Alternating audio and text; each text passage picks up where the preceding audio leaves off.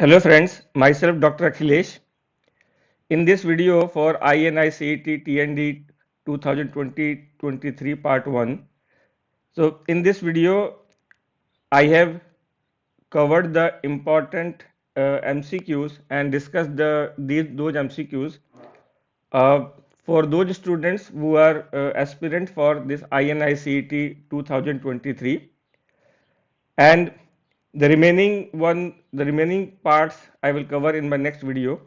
So let us start the discussion of the important high yield questions for INICET 2023. So coming to the question one, which of the following methods is not used for measurement of body fluid volume? तो इस question में what you have to know is what are the various methods for measurement of body fluids. तो for measurement of the body fluid, तो first of all you have to remember कि हम कौन सा principal इस्तेमाल करते हैं. तो वेरियस बॉडी फ्लूइड्स को निकालने के लिए we use the dilution principle. तो remember the name of the principle, dilution principle. This has been asked in the previous AIIMS question also.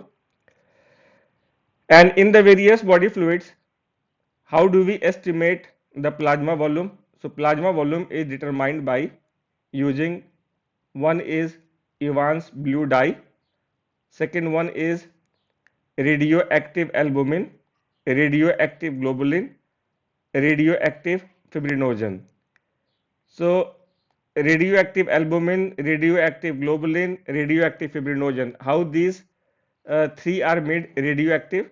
तो इनको हम क्या करते हैं कि एल्बुमिन, ग्लोबुलिन और फिब्रिनोजन को हम आयोडीन 125 से हम इसको रेडियो लेवलिंग करते हैं.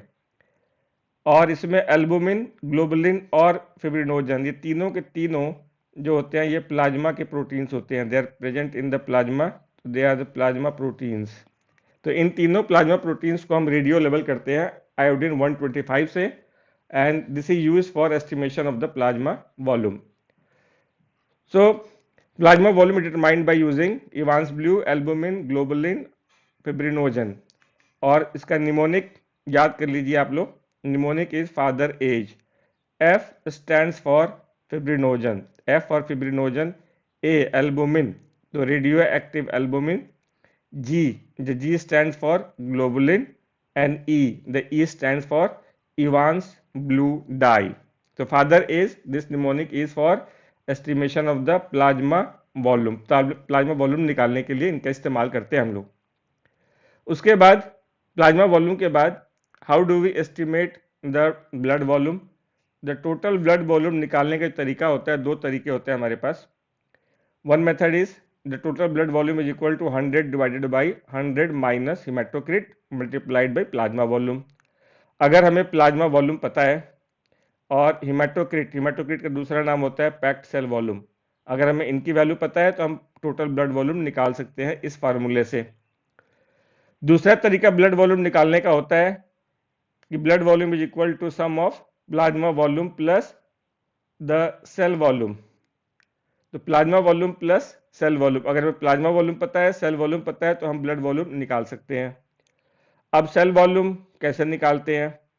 तो हमारे ब्लड सेल, जितने भी हमारे ब्लड सेल्स हैं, आरबीसी, डब्ल्यूबीसी, प्लेटलेट, तो आरबीसी, डब्ल्यूबीसी और प्लेटलेट्स, जो हमारे तीनों के तीनों जो सेल्स हैं ब्लड सेल्स, तो प्लेटलेट्स, इनमें से आरबीसी जो होता है वो 99% होता है. तो अगर हम आरबीसी को एस्टिमेट कर लें तो approximately we can estimate the cell volume. तो आरबीसी का वॉल्यूम कैसे हम एस्टिमेट करते हैं? The red cell volume is estimated by using chromium 51, phosphorus 32 and iron 59. तो क्रोमियम, फास्फोरस और आयरन, इन तीनों के इस्तेमाल करके हम रेड सेल वॉल्यूम निकाल सकते हैं. जिसका निमोनिक याद कर लीजिए. क्रोमियम के लिए कोक, फास्फोरस के लिए P for phosphorus, P for Pepsi, F E for iron और F for Fanta. Coke, Pepsi, Fanta, they are used to estimate the red cell volume. तो ब्लड वॉल्यूम के बाद how can we estimate the ECF volume? तो ECF volume को हम निकाल सकते हैं by using inulin, mannitol, sucrose, sodium thiosulphate और रेडियो एक्टिव सोडियम और रेडियो एक्टिव क्लोराइड। तो इन सब का इस्तेमाल हम करते हैं ECF वॉल्यूम को डिटरमाइन करने के लिए। इसका निमोनिक याद कर लीजिए, miss is so radio active. अब यहाँ पे M stands for mannitol, I stands for inulin, S stands for sucrose, S stands for this sodium thiosulfate. Miss is so for sodium radioactive, तो रेडियो एक्टिव सोडियम और radio active chloride. तो इनका इस्तेमाल करते हैं हम ECF वॉल्यूम निकालने के लिए। ECF वॉल्यूम के बाद how do we estimate the total body water. तो टोटल बॉडी वाटर के निकालने के लिए हम किसका इस्तेमाल करते हैं? तो to estimate total body water we use deuterium oxide. Deuterium oxide को हम हैवी वाटर भी बोलते हैं और it is most commonly use for estimation of total body water. Deuterium oxide के बाद we can use the tritium oxide, we can use aminopyrine, we can use antipyrine. So these deuterium oxide, the aminopyrin, the antipyrin and the tritium oxide mnemonic याद कर सकते हैं that, तो they are used to estimate the total body water। तो इन सब का इस्तेमाल हम करते हैं टोटल बॉडी वाटर निकालने के लिए। इसके अलावा तो ये सब तो जो चीजें मैंने आपको बताई they can be estimated by using the dilution principal.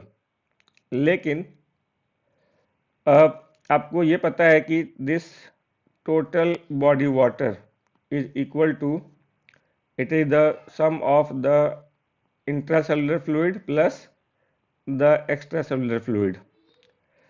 Total body water we can estimate directly, ECF can be also estimated directly, but ICF को हम डायरेक्टली डाइल्यूशन प्रिंसिपल से हम नहीं निकाल सकते। तो हम ICF कैसे निकालते हैं? तो ICF को हम इनडायरेक्ट तरीके से निकालते हैं। तो ICF is equal to the total body water minus the ECF volume. अगर हम टोटल बॉडी वाटर निकाल लें, ECF निकाल लें, तो हम ICF को निकाल सकते हैं। और आपको ये भी पता है कि ECF is equal to plasma volume plus interstitial fluid volume. तो इंटरस्टिशियल फ्लूइड वॉल्यूम, हम ECF को तो डाइल्यूशन प्रिंसिपल से निकाल सकते हैं, प्लाज्मा वॉल्यूम को भी डाइल्यूशन प्रिंसिपल से निकाल सकते हैं, but we can not estimate the interstitial fluid by the dilution principle. तो then how can we estimate the interstitial fluid volume? तो ये जो इंटरस्टिशियल फ्लूइड वॉल्यूम होता है, इसको हम इनडायरेक्ट तरीके से निकालते हैं।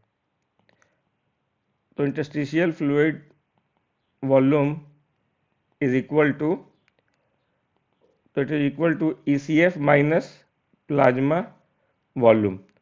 तो हम इसको इनडायरेक्ट तरीके से निकालते हैं। तो interstitial fluid volume is equal to ECF minus the plasma volume. तो रिमेंबर दिस कि ICF को हम डाइल्यूशन प्रिंसिपल से नहीं निकाल सकते सीधा, और इंटरस्टिशियल फ्लूइड वॉल्यूम को भी हम डाइल्यूशन प्रिंसिपल से डायरेक्टली नहीं निकाल सकते। तो इनको हमें इनडायरेक्ट मेथड से निकालना होता है। तो वापस अपने इस क्वेश्चन पे आते हैं। तो following methods is not use, remember यहाँ पे लिखा हुआ है not used for measurement of body fluid volume.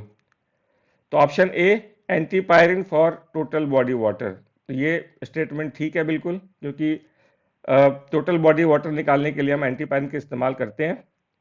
Inulin for ECF, ये स्टेटमेंट भी ठीक है, क्योंकि हम इनुलिन का इस्तेमाल करते हैं ECF निकालने के लिए। Evans blue for plasma volume, ये स्टेटमेंट भी ठीक है, क्योंकि हम प्लाज्मा वॉल्यूम निकालने के लिए इवांस ब्लू डाई का इस्तेमाल करते हैं। Radio labelled albumin for the blood volume, अब ये गलत स्टेटमेंट है, क्योंकि हम रेडियो लेवल्ड एल्बुमिन का इस्तेमाल करते हैं क्या निकालने के लिए? तो हम प्लाज्मा वॉल्यूम को निकालने के लिए इस्तेमाल करते हैं। तो हम रेडियो लेवल्ड एल्बुमिन के इस्तेमाल से हम प्लाज्मा वॉल्यूम तो हम निकाल सकते हैं, लेकिन सीधा हम ब्लड वॉल्यूम नहीं निकाल सकते। सो इस क्वेश्चन में the correct answer will be the D, क्योंकि this is not use for measurement of body fluid volume. Radio level albumin for blood volume. So this is wrong. So our answer will become what? D here. इसके बाद आते हैं question number 2 पे. The ratio of calcium concentration between ECF and ICF is. अब ये question भी AIIMS के अंदर पहले आ चुका है. तो यहाँ पे हमें ये जानना है कि कितना रेशियो होता है ECF is to ICF calcium का. तो आपको याद रखना है कि पहली बात ये होता है कि कैल्शियम ज़्यादा कहाँ पे होता है, ECF में कि ICF में. तो कैल्शियम जो होता है ज़्यादा होता है ECF के अंदर में. ICF के मुकाबले कैल्शियम ECF में ज़्यादा होता है. कितना ज़्यादा होता है? तो ये रेशियो होता है 12,000:1. इसका मतलब ये है कि अगर ECF में अगर ICF में 1 कैल्शियम है तो ECF में 12,000 कैल्शियम आयंस होंगे. तो the ratio of ECF to ICF calcium is equal to 12,000:1. तो हमसे ये पूछा गया है कि ECF और ICF, तो ये आंसर बन जाएगा हमारा 12,000:1 बनेगा. तो आंसर विल बी बी. इसके बाद now come to the question number. तो क्वेश्चन नंबर 2 करेक्ट आंसर हो गया बी, 12,000:1. तो इसके बाद आते हैं क्वेश्चन नंबर 3 पे. ये भी एम्स के अंदर आया हुआ क्वेश्चन है कि all of the following are correct about potassium balance except. हमें यहाँ पे देखना है कौन सा स्टेटमेंट फॉल्स है. तो मतलब इस 4 स्टेटमेंट्स में से out of this 4 statement 1 statement will be wrong, और हमें कौन सा स्टेटमेंट रॉन्ग है वो हमें देखना है. तो पहला स्टेटमेंट क्या है यहाँ पे? पहला स्टेटमेंट है कि most of the potassium is intra cellular. दूसरा स्टेटमेंट है कि 3/4 of total body potassium is found in skeletal muscle. Third is intracellular potassium is release into ECF in response to severe injury or surgical stress, and the fourth one is acidosis leads to movement of potassium from ECF to ICF. अब बारी बारी से हर एक option पे जाते हैं. पहला option है कि most of the potassium is intracellular. तो पहले ऑप्शन के बारे में पहले जाते हैं कि most of the potassium is intracellular. ये स्टेटमेंट बिल्कुल ठीक है, क्योंकि जो इंट्रासेलुलर फ्लूइड का जो मेजर आयन होता है वो पोटेशियम होता है. तो most of the potassium intracellular होता है, और ECF के लिए जो मेजर आयन होता है वो सोडियम होता है. तो पहला स्टेटमेंट बिल्कुल ठीक है. तो मेजॉरिटी ऑफ जो पोटेशियम होता है वो सेल के अंदर होता है, इंट्रासेलुलर होता है. तो पहला स्टेटमेंट बिल्कुल ठीक है. ऑप्शन बी, दूसरा स्टेटमेंट देखते हैं. 3/4 of the total body potassium is found in skeletal muscle. ये स्टेटमेंट भी बिल्कुल ठीक है, क्योंकि हमारी बॉडी में पोटेशियम का जो मेजर रिजर्वायर होता है, तो मेजर रिजर्वायर जो हमारे बॉडी में, तो मेजर रिजर्वायर ऑफ पोटेशियम हमारी बॉडी के अंदर होता है स्केलेटल मसल होता है. और इस स्केलेटल मसल में हमारे बॉडी का 3/4 ऑफ टोटल बॉडी पोटेशियम वो स्केलेटल मसल में होता है. तो इसलिए ऑप्शन बी क्या है वो भी ठीक है, दैट इज ऑल्सो करेक्ट. और ऑप्शन सी और डी पे जाने के लिए आपको ये जानना है कि कौन से फैक्टर्स जो होते हैं पोटेशियम को शिफ्ट करते हैं सेल के अंदर. तो factors that shift potassium into the cell. अभी डायग्राम में आपको दिख रहा है ये सेल है, और सेल के अंदर के फ्लूइड को हम बोलते हैं ICF, और सेल के बाहर के फ्लूइड को हम बोलते हैं ECF. और इस डायग्राम में आप देख सकते हो कि इसमें पोटेशियम जो होता है मूव कर रहा है ECF से ICF की तरफ.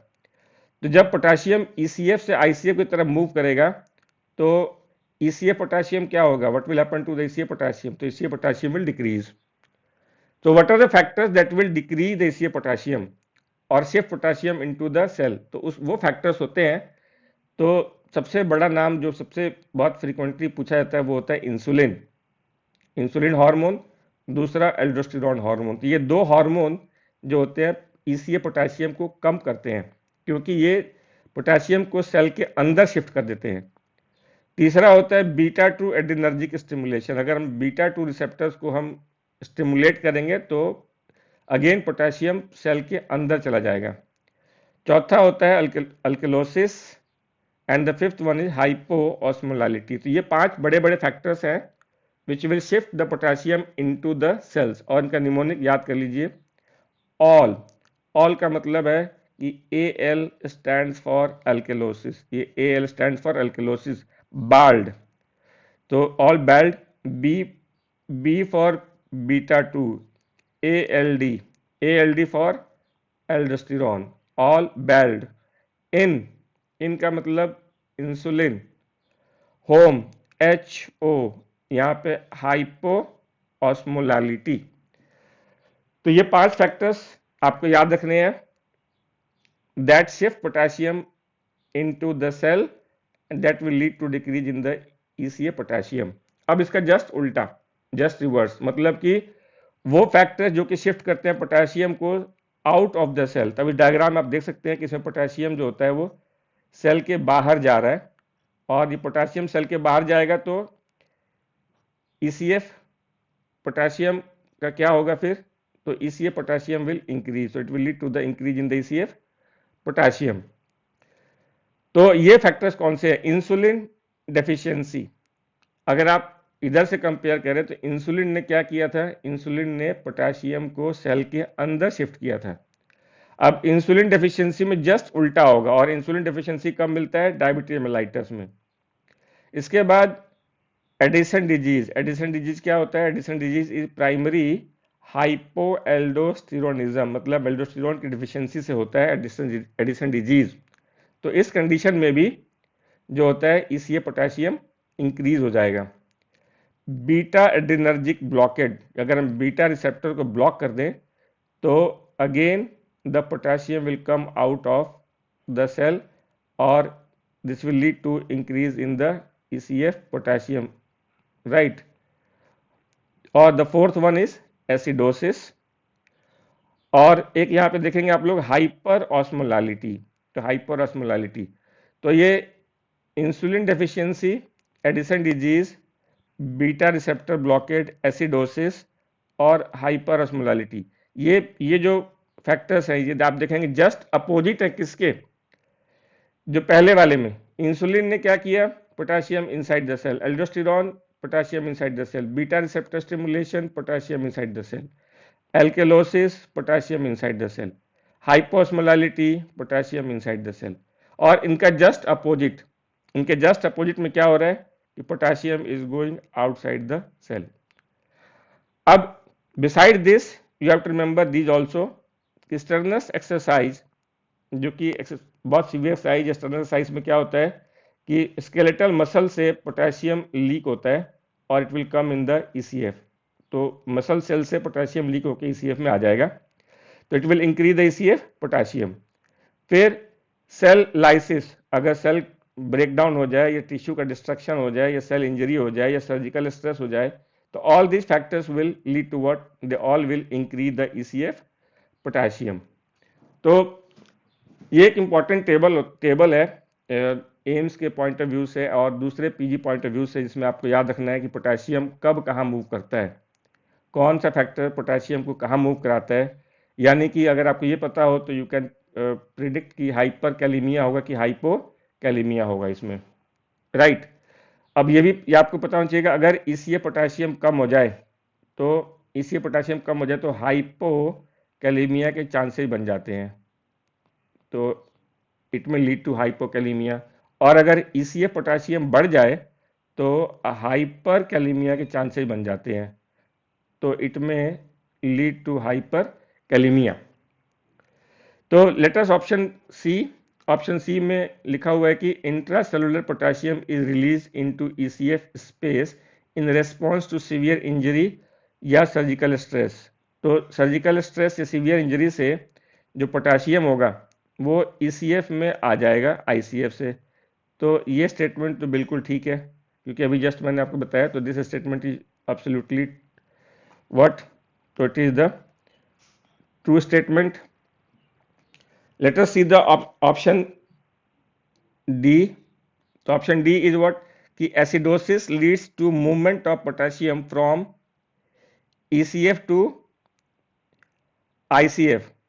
तो मतलब means it is saying that कि एसिडोसिस में, in the acidosis the potassium will go, movement of potassium from ECF to ICF। तो स्टेटमेंट ये है कि एसिडोसिस में potassium moves from where, from the ECF to the ICF। तो ये statement गलत है, तो this statement is false, because acidosis में क्या होता है कि एसिडोसिस में पोटेशियम मूव करता है फ्रॉम अभी मैंने आपको बताया it will move from ICF to ECF को मूव करेगा ये। अब ऐसा क्यों होता है वो आपको बताता हूँ कि एसिडोसिस में पोटाशियम क्यों सेल के बाहर जाता है, राइट। तो एसिडोसिस में क्या होता है कि एसिडोसिस बोलते हैं किसको, एसिडोसिस का मतलब होता है जब कि पीएच प्लाज्मा के pH is what less than 7.35। अगर प्लाज्मा के पीएच 7.35 से कम हो जाए तो उसको बोलते हैं एसिडोसिस। अब पीएच लेस देन 7.35 का मतलब पीएच कम होने का मतलब ये है कि उसमें हाइड्रोजन आयन कंसंट्रेशन क्या हो गया, बढ़ गया। अब जब हाइड्रोजन आयन कंसंट्रेशन बढ़ेगा प्लाज्मा के अंदर, अब आपको पता है कि plasma is part of the ECF, तो हाइड्रोजन आयन जब कंसंट्रेशन बढ़ेगा तो अब ये हाइड्रोजन जाएगा सेल के अंदर, तो this hydrogen will go into the cell, और सेल क्या करेगा, सेल कंपेंसेट करने के लिए, अब एक पॉजिटिव आयन अंदर आ गया है, one positive ion entered inside, तो to compensate this one positive ion will go outside, and which positive ion will go outside, that is the potassium. तो इसीलिए एसिडोसिस में the potassium will move out of the cell, और क्या होगा फिर, it will lead to the increase in the ECF potassium. तो इसीलिए option जो डी लिखा हुआ है ये गलत स्टेटमेंट है, क्योंकि ये कह रहा है कि एसिडोसिस में पोटेशियम सेल के अंदर मूव करता है फ्रॉम द ECF, तो ये जस्ट अपोजिट स्टेटमेंट दिया यहां पे। अगर इसके बदले ये होता है एल्केलोसिस तो ये स्टेटमेंट ठीक हो जाता है, लेकिन एसिडोसिस दिया तो ये स्टेटमेंट गलत है। तो हमें क्या करना है कि हमें तो ये निकालना है कि कौन सा स्टेटमेंट गलत है। तो यहाँ पे ऑप्शन जो डी है स्टेटमेंट है वो गलत स्टेटमेंट है। इसके बाद फिर आते हैं क्वेश्चन नंबर 4 के अंदर, ये भी एम्स के अंदर आए हुए क्वेश्चन है, एम्स में क्वेश्चन आया था ये। अब ये इसमें जो है कैलकुलेशन थोड़ा निकालना है इसमें। If you calculate the plasma osmolarity, क्या कैलकुलेट करना है हमें, प्लाज्मा ऑस्मोलारिटी कैलकुलेट करना है। क्या दिया हुआ है हमें, with sodium 125 milliequivalent per litre, sodium की वैल्यू दी हुई है हमें। ग्लूकोज 108 मिलीग्राम पर डेसीलीटर, इसकी वैल्यू भी दी हुई है हमें। ब्लड यूरिया नाइट्रोजन भी दिया हुआ है 140 मिलीग्राम पर डेसीलीटर। तो अब हमें इस प्लाज्मा ऑस्मोलारिटी की वैल्यू क्या होगा, यानी what will the most appropriate answer. तो प्लाज्मा ऑस्मोलारिटी हमें निकालना है, तो what are the formula for the to calculate the plasma osmolarity. तो प्लाज्मा ऑस्मोलारिटी जिसका यूनिट होता है milliosmole per litre, it is calculated by twice the concentration of sodium, or sodium concentration in milliequivalent per liter, plus 0.055 concentration of glucose in milligram per deciliter, plus 0.36 concentration of blood urea nitrogen in milligram per deciliter. इसको हम दूसरे तरीके से भी लिख सकते हैं, we can write in other way also. तो twice the concentration of sodium plus concentration of glucose divided by 18 and concentration of urea divided by 2.8, और जो वैल्यू हमें दी हुई है उसको वैल्यू को डालें तो सोडियम का वैल्यू दिया हुआ है 125, तो 2 into multiplied by 125 plus glucose का वैल्यू दिया हुआ है 108 डिवाइडेड बाई 18, और blood urea nitrogen has been given that 140, तो 140 डिवाइडेड बाई 2.8, तो हम तीनों कैलकुलेट करें तो द रफली हमारा द वैल्यू जो आएगा it will be equal to 306.34 milliosmole per litre. तो प्लाज्मा ऑस्मोलारिटी की जो वैल्यू आएगी वो आएगी 306.34 मिली ऑस्मोल पर लीटर। तो अब ऑप्शन देखते हैं, तो इस ऑप्शन में ऑप्शन बी जो 306 मिली ऑस्मोल्स पर केजी दिया हुआ ये करेक्ट है। अब ये बता दूं आपको कि जो ऑस्मोलारिटी की जो वैल्यू होती है ये होता है, इट यूनिट होती है मिली ऑस्मोल्स पर लीटर। अभी पर लीटर किसका होता है, तो पर लीटर ऑफ द वाटर होता है। अब यहाँ दिया हुआ है केजी, दोनों बात एक ही है, तो हम इसको यूं भी लिख सकते हैं मिली osmoles per litre of water, या फिर मिली osmoles per KG of water भी लिख सकते हैं हम। क्योंकि ऐसा क्यों, क्योंकि वाटर के केस में 1 litre water is equal to 1 kg water, तो वाटर के केस में 1 लीटर वाटर जो होता है वो equal to 1 kg of water होता है। तो हमने क्या किया यहाँ पे, लीटर के बदले इसको किससे कर दिया हमने, केजी से कर दिया हमने इसको, ठीक है। और वैसे भी देखा जाए तो ऑस्मोलारिटी जो होता है वो मिली ऑस्मोल्स पर केजी उसका यूनिट होता है, लेकिन हम यहाँ पे हम milliosmoles per litre of water लिखते हैं, क्योंकि वाटर के केस में 1 litre water equal to 1 kg of the water होता है। तो यहाँ पे आएगा ये option B 306 milliosmole per KG आएगा यहाँ पे। उसके बाद क्वेश्चन नंबर 5। तो अब ये क्वेश्चन नंबर जो 5 है उसमें हमें प्लाज्मा मेम्ब्रेन के बारे में जानना है। Eukaryotic plasma membrane is made up of all except. तो यूकैरियोटिक प्लाज्मा मेम्ब्रेन कंपोजिशन आपको जानना है और इसमें यूजुअली क्या नहीं होता है। तो ऑप्शन ए कार्बोहाइड्रेट, ट्राइग्लिसराइड, कोलेस्ट्रॉल, लेसिथिन। तो सबसे पहले डिस्कस करते हैं कि प्लाज्मा मेम्ब्रेन, जो यूकैरियोटिक प्लाज्मा मेम्ब्रेन होता है वो बना किसका होता है और उसका मेन कंपोनेंट क्या होता है। तो अप्रोक्सीमेट कंपोजिशन जो इसका होता है इन टर्म्स ऑफ परसेंटेज के टर्म में, तो इसमें होता है protein 55%, phospholipid 25%, cholesterol 13%, other lipids में लेसिथिन भी आता है तो ये होता है 4%, कार्बोहाइड्रेट होता है 3%। तो protein they are 55%, phospholipid, cholesterol and other lipid, तो ये बन जाते हैं लिपिड्स। तो दीज लिपिड्स आर अप्रोक्सीमेटली 42% और कार्बोहाइड्रेट ओनली 3%। तो according to this percentage which is the major component और main component of the cell membrane, तो प्रोटीन होता है, फिर लिपिड होता है, फिर कार्बोहाइड्रेट होता है। अब यूकैरियोटिक सेल मेम्ब्रेन में ट्राइग्लिसराइड्स ये यूजुअली नहीं प्रेजेंट होते हैं, तो इसका आंसर होगा एक्सेप्ट में आएगा ये ट्राइग्लिसराइड, क्योंकि कार्बोहाइड्रेट प्रेजेंट होता है, कोलेस्ट्रॉल भी होता है, लेसिथिन भी होता है, लेकिन ट्राइग्लिसराइड्स जो होते हैं यूकैरियोटिक सेल मेम्ब्रेन यूजुअली नहीं होते। तो answer will be the triglyceride here. ये क्वेश्चन एम्स के अंदर आए हुए क्वेश्चन है। इसके बाद फिर आगे आते हैं क्वेश्चन नंबर 6 पे। The fluidity of the plasma membrane is increase by. अब इस क्वेश्चन में हमें क्या जानना है, यह भी एक क्वेश्चन एम्स के अंदर आया हुआ है। हमें ये जानना है कि कौन से फैक्टर्स इस फ्लूइडिटी को बढ़ाते हैं और कौन से फैक्टर्स इस फ्लूइडिटी को घटाते हैं। तो fluidity of the plasma membrane is increase by. अब आपको ये फ्लूइडिटी टॉपिक समझना होगा कि फ्लूइडिटी का मतलब क्या होता है, कौन इसको बढ़ाता है, कौन इसको घटाता है और कैसे डिपेंड करता है। तो उससे पहले आपको बता दूं कि जो प्लाज्मा मेम्ब्रेन जो होता है, प्लाज्मा मेम्ब्रेन जो होता है वो लिपिड बाई लेयर होता है। तो ये जो लिपिड बाई लेयर होता है प्लाज्मा मेम्ब्रेन, और ये जो लिपिड बाई लेयर का मतलब ये जो स्ट्रक्चर जो मैंने ड्रॉ किया है इस तरीके से स्ट्रक्चर, ये जो स्ट्रक्चर है ये फॉस्फोलिपिड का है ये। तो ये दो लेयर हो गए लिपिड के, और ये लिपिड मेनली कौन सा लिपिड है, ये है फॉस्फोलिपिड। तो ये लिपिड के दो लेयर हो गए, फॉस्फोलिपिड बाई लेयर हो गया ये। अब इस फॉस्फोलिपिड में ये स्ट्रक्चर है फॉस्फोलिपिड का, तो इस फॉस्फोलिपिड में एक होता है हेड और ये होता है टेल ऑफ द फॉस्फोलिपिड। अब हेड किसका बना होता है, फॉस्फेट का बना होता है, और ये क्या होता है, ये होता है हाइड्रोफिलिक होता है, ये वाटर लविंग होता है ये। अब जो टेल है, ये टेल किसका बना होता है, लिपिड का। लिपिड किसका बना होता है, फैटी एसिड प्लस अल्कोहल का, और ये लिपिड का बना हुआ है, तो ये जो टेल है वो होता है हाइड्रोफोबिक।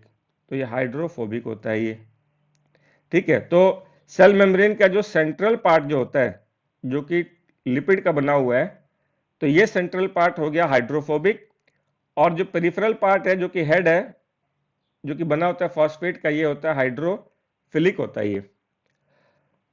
अब जो लिपिड में जो फैटी एसिड है, वो फैटी एसिड दो टाइप के हो सकते हैं, इट में बी सैचुरेटेड और it may be unsaturated fatty acid. तो they can be saturated fatty acid और they can be unsaturated fatty acid. अब सैचुरेटेड फैटी एसिड के एग्जांपल होते हैं स्टीयरिक एसिड, पामिटिक एसिड, ये कुछ एग्जांपल्स हैं, और भी बहुत सारे एग्जांपल्स होते हैं। तो यहाँ मैंने सिर्फ दो एग्जांपल बताया, स्टीयरिक एसिड और पामिटिक एसिड। तब होता क्या है कि अगर लिपिड में सैचुरेटेड फैटी एसिड्स हैं, लिपिड के टेल में अगर सैचुरेटेड फैटी एसिड्स हैं, तो जो लिपिड का जो टेल होता है वो स्ट्रेट और पैरेलल टेल होते हैं, जैसे कि मैंने ऊपर डायग्राम में दिखाया है। अगर लिपिड का टेल में सैचुरेटेड फैटी एसिड होते हैं तो लिपिड टेल आर स्ट्रेट और पैरेलल होते हैं। अब ये स्ट्रेट और पैरेलल टेल से फायदा क्या होता है, या इससे क्या कंसीक्वेंस होता है। तो स्ट्रेट और पैरेलल टेल से क्या होता है कि दिस स्ट्रेट एंड पैरेलल जो टेल्स होते हैं, दे विल फेवर, किसको फेवर करेंगे, लूज पैकिंग को या टाइट पैकिंग को। तो they will favour the tight packing. तो they will favour the tight packing, और जब फिर टाइट पैकिंग के फेवर करेंगे तो it will increase the solidity. तो अब ये सेल मेम्ब्रेन की सॉलिडिटी को बढ़ा देते हैं, they will increase solidity of the cell membrane. तो रिमेंबर कि S का मतलब हुआ S for saturated fatty acid, S for they will increase the solidity.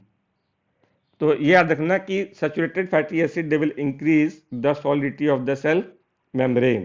तो इसलिए अगर लिपिड टेल में सैचुरेटेड फैटी एसिड ज्यादा होंगे तो it will do what, it will increase the solidity of the cell membrane. अब जब सॉलिडिटी बढ़ेगा तो what will happen to the fluidity of cell membrane, तो सेल मेम्ब्रेन का जो फ्लूइडिटी होगा वो क्या हो जाएगा, कम हो जाएगा, it will decrease the fluidity of the cell membrane.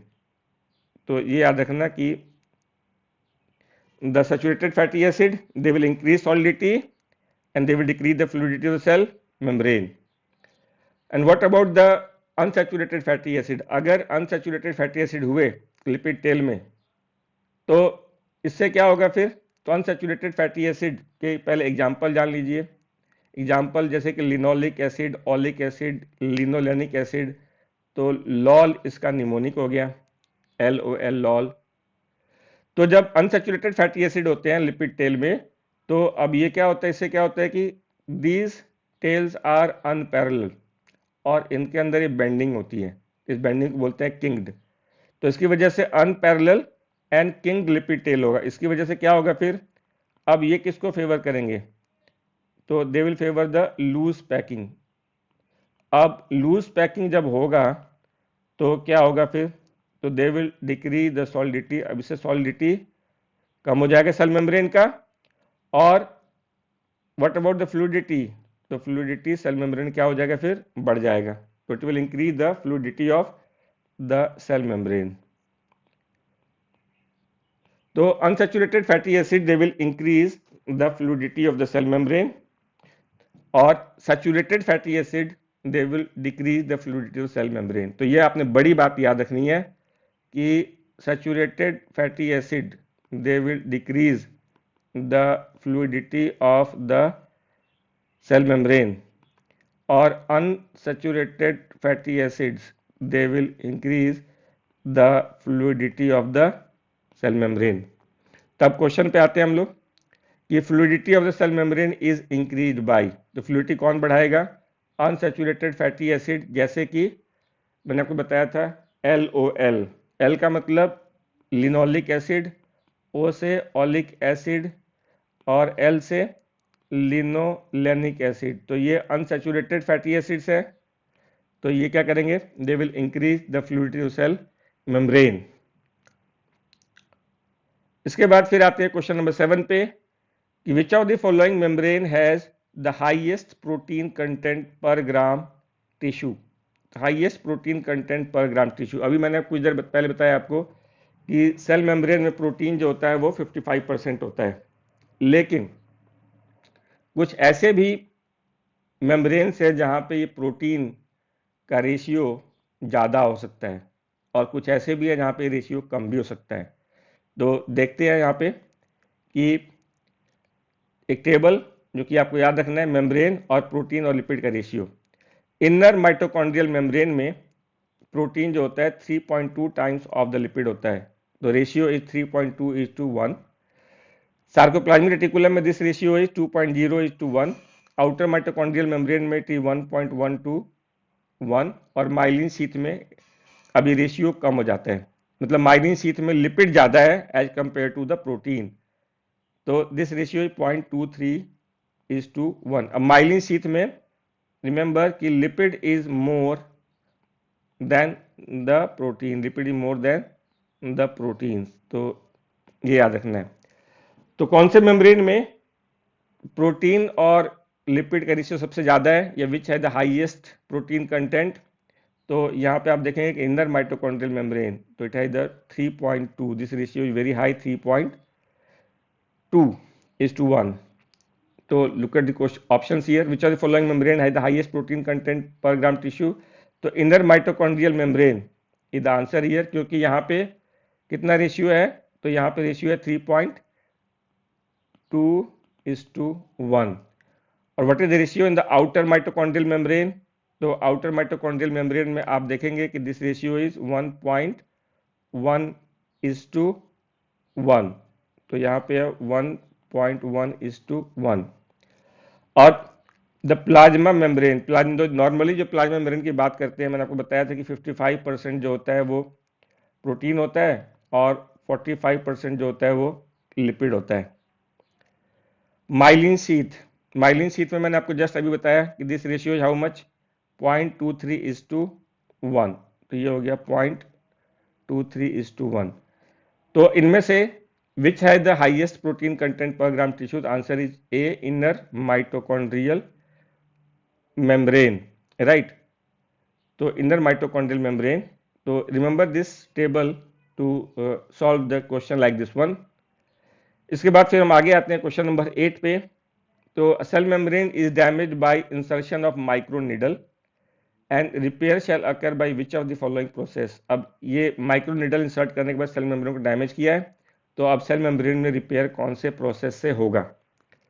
तो अब ये जो क्वेश्चन है उसमें ये पूछा गया है कि रिपेयरिंग मैकेनिज्म्स क्या होते हैं सेल के अंदर में और कब कौन सा मेथड अप्लाई होता है। तो पहली बात तो ये है कि रिपेयरिंग मैकेनिज्म्स होते कौन कौन से हैं, राइट। तो रिपेयर कैसे करता है अपने आप को, पहला होता है एक वेजाइकल के fusion eight the injury site पे, मतलब कोई वेजाइकल आके फ्यूज कर जाएगा इंजरी साइट पे, पहला तरीका। दूसरा तरीका होता है कि मेम्ब्रेन कंस्ट्रिक्ट कर जाए इंजरी के साइट पे, तो constriction of the membrane around the disruption. And the third one is endocytic mechanism, और इन केस ऑफ जहां पे बड़े बड़े लार्जर डिस्ट्रप्शंस होते हैं तो वहां पे एंडोसाइटिक मैकेनिज्म्स एक्टिवेट होते हैं और इसको रीसील कर देते हैं इसको। इसके अलावा में जो होता है फिर एक और तरीका होता है कि जो pinching of the membrane at the injured site, तो जहां पे इंजरी होती है वहां पे मेम्ब्रेन पिंचिंग हो जाता है और शेडिंग द इंजर्ड मेम्ब्रेन, जो डैमेज पार्ट होता है वो शेड ऑफ हो जाता है इनटू द ईसीएफ स्पेस, और ये होता है स्मॉलर डिस्ट्रप्शन के केस में। फिर एक और होता है जहां पे बहुत टाइनी मेम्ब्रेन इंजरी होती है, मतलब इन द नैनोमीटर, वहां पे होता है कि hydrophilic interaction between the lipid, तो वहां पे हाइड्रोफिलिक इंटरेक्शन होता है लिपिड्स के बीच में। तो ये 5 अलग अलग तरीके के हो गए, कौन कौन से। पहला हो गया fusion of the vesicles at the injury site, second one is constriction of the membrane around the disruption, third is the endocytic mechanism, अगर जहां पे बड़े बड़े डिस्ट्रप्शन है वहां पे, the fourth is the pinching the membrane and shedding the injured membrane into the ECF space, and the fifth one is the hydrophobic interaction between lipids, और ये होता है जहाँ पे बहुत नैनोमीटर के बराबर में या टाइनी मेम्ब्रेन इंजरी होती है, वहाँ पे हाइड्रोफोबिक इंटरेक्शन होता है लिपिड्स के बीच में। तो ये 5 वेरियस मेथड्स होते हैं कौन जिसके थ्रू की मेम्ब्रेन अपने आप को रिसील करता है। तो जो रिपेयर मैकेनिज्म्स जो हैं, effective repair membrane repair mechanisms, उन्होंने इवॉल्व कर लिया है रैपिड रिसीलिंग मैकेनिज्म को, तो they evolve to rapidly reseal membrane breach. अब मेम्ब्रेन के इंजरी के साइज पे अलग अलग मैकेनिज्म एक्टिवेट होते हैं, जैसे कि अगर टाइनी मेम्ब्रेन इंजरी मैंने आपको बताया कि लेस देन नैनोमीटर है, तो वो अपने आप को रिपेयर करता है हाइड्रोफोबिक इंटरेक्शन बिटवीन लिपिड से रिपेयर करता है। जहां पे इंजरीज फ्यू नैनोमीटर से ज्यादा है तो वहां पे एक्टिव मैकेनिज्म्स स्टार्ट हो जाते हैं। अब इसमें एक्टिव मैकेनिज्म्स में क्या होता है, तो अगर बहुत ज्यादा डिस्ट्रप्शंस है, very large disruptions are there, मतलब कि 100 to 1000 नैनोमीटर, तो वहां पे एक्जोसाइटोसिस और endocytosis will be take place, और क्या होगा फिर वहां पे फ्यूजन ऑफ द वेजाइकल हो जाएगा विद द प्लाज्मा मेम्ब्रेन, तो कुछ वेजाइकल का पोर्शन वहां पे फ्यूज हो जाएगा और उसको रिसील कर देगा, राइट। तो दिस एंडोसाइटोसिस एक्सोसाइटोसिस को चाहिए होता है कैल्शियम, तो this endocytosis exocytosis they are calcium triggered and it will help to reseal the lipid bilayer. तो अब आते हैं क्वेश्चन पे, the cell membrane damage by insertion of micro needle. अब ये माइक्रो नीडल जो होता है इट इज माइक्रो, तो it is in the range of the micrometer, मतलब नैनोमीटर 1000 टाइम ज्यादा, तो सेल के लिए तो बहुत बड़ा ही है डैमेज। तो कैसे रिपेयर करेगा, it will repair by which one, तो इसका बेस्ट आंसर है कि resealing of the lipid bilayer, by the endocytosis और एक्जोसाइटोसिस। ठीक है, रीसीलिंग बाय एंडोसाइटोसिस और एक्जोसाइटोसिस। यहाँ पे क्या होगा, it will happen what, the fusion of the vesicles with the cell membrane। तो it will involve the fusion of the vesicle with the cell membrane। तो इसका correct answer is be here. The hydrophobic interaction, it is for very tiny injuries less than nanometer। तो less than the nanometre या उसके आसपास की range में। अगर बहुत छोटी इंजरी है तो इस तरीके से होता है, लेकिन बड़े बड़े इंजरी में केस में एंडोसाइटोसिस, एक्डोसाइटोसिस या fusion of vesicle with cell membrane होगा। तो आंसर इसका होगा B, resealing by lipid bilayer. इसके बाद आते हैं क्वेश्चन नंबर 9 पे, which of the following is seen in association with membrane lipid raft. तो अब इस क्वेश्चन में it is asked about the membrane lipid raft के बारे में पूछा गया है कि इनमें से कौन सा इसके साथ एसोसिएटेड है। ऑप्शंस क्या है, GPI anchored protein, mannose binding protein, GTP associated protein, spectrin associated protein. तो मेम्ब्रेन लिपिड राफ्ट में व्हाट इज एसोसिएटेड और it is enriched in sphingolipid, ग्लाइकोस्फिंगोलिपिड। तो स्फिंगोलिपिड में जैसे कि स्फिंगोमाइलिन, ग्लाइकोस्फिंगोलिपिड में जैसे GM ganglioside, saturated phospholipid, cholesterol, और यहाँ पे होता है जीपीआई लिंक्ड प्रोटीन्स होते हैं यहाँ पे। तो स्फिंगोलिपिड, ग्लाइकोस्फिंगोलिपिड, सैचुरेटेड फॉस्फोलिपिड, यानी कि 3 लिपिड ही हो गए, लिपिड लिपिड लिपिड। कोलेस्ट्रॉल भी लिपिड ही होता है, और जीपीआई लिंक्ड प्रोटीन्स। तो they are enriched in the membrane lipid raft। तो let us look at the option here। the following is seen associated with the membrane lipid raft। तो यहाँ पे कौन सा आंसर होगा, यहाँ पे GPI anchored protein, A is the correct answer here। तो ये क्वेश्चन भी एम्स के अंदर आया हुआ क्वेश्चन है। उसके बाद फिर हम आगे बढ़ते हैं अपने अगले क्वेश्चन पे, क्वेश्चन नंबर 10 कि which all of the following metabolic functions occur in the mitochondria except. मतलब इस क्वेश्चन में आपको क्या जानना है कि कौन से रिएक्शन माइटोकॉन्ड्रिया में होते हैं और कौन से रिएक्शन माइटोकॉन्ड्रिया में नहीं होते हैं। ठीक है, options are beta oxidation fatty acid, biosynthesis fatty acid, protein synthesis, citric acid cycle जिसको कि हम टीसीए साइकिल भी बोलते हैं, और इसका एक और नाम भी होता है रेब साइकिल। तो ये सब नाम से जाना जाता है। मतलब इनमें से कौन सा रिएक्शन या मेटाबॉलिक फंक्शन माइटोकॉन्ड्रिया में नहीं होता है। तो पहले जानते हैं कि माइटोकॉन्ड्रिया में कौन से रिएक्शन होते हैं। तो reaction occurring in the mitochondria, एक होता है beta oxidation of fatty acid, ये सबसे इंपॉर्टेंट फंक्शन होता है माइटोकॉन्ड्रिया का। तो मोस्ट इंपॉर्टेंट होता है माइटोकॉन्ड्रिया के हिसाब से beta oxidation of fatty acid, मतलब फैटी एसिड का ब्रेकडाउन होता है। फिर इलेक्ट्रॉन ट्रांसपोर्ट चेन होता है माइटोकॉन्ड्रिया के मेम्ब्रेन में, इनर माइटोकॉन्ड्रियल मेम्ब्रेन में इलेक्ट्रॉन ट्रांसपोर्ट चेन जिसको कि हम रेस्पिरेटरी चेन भी बोलते हैं।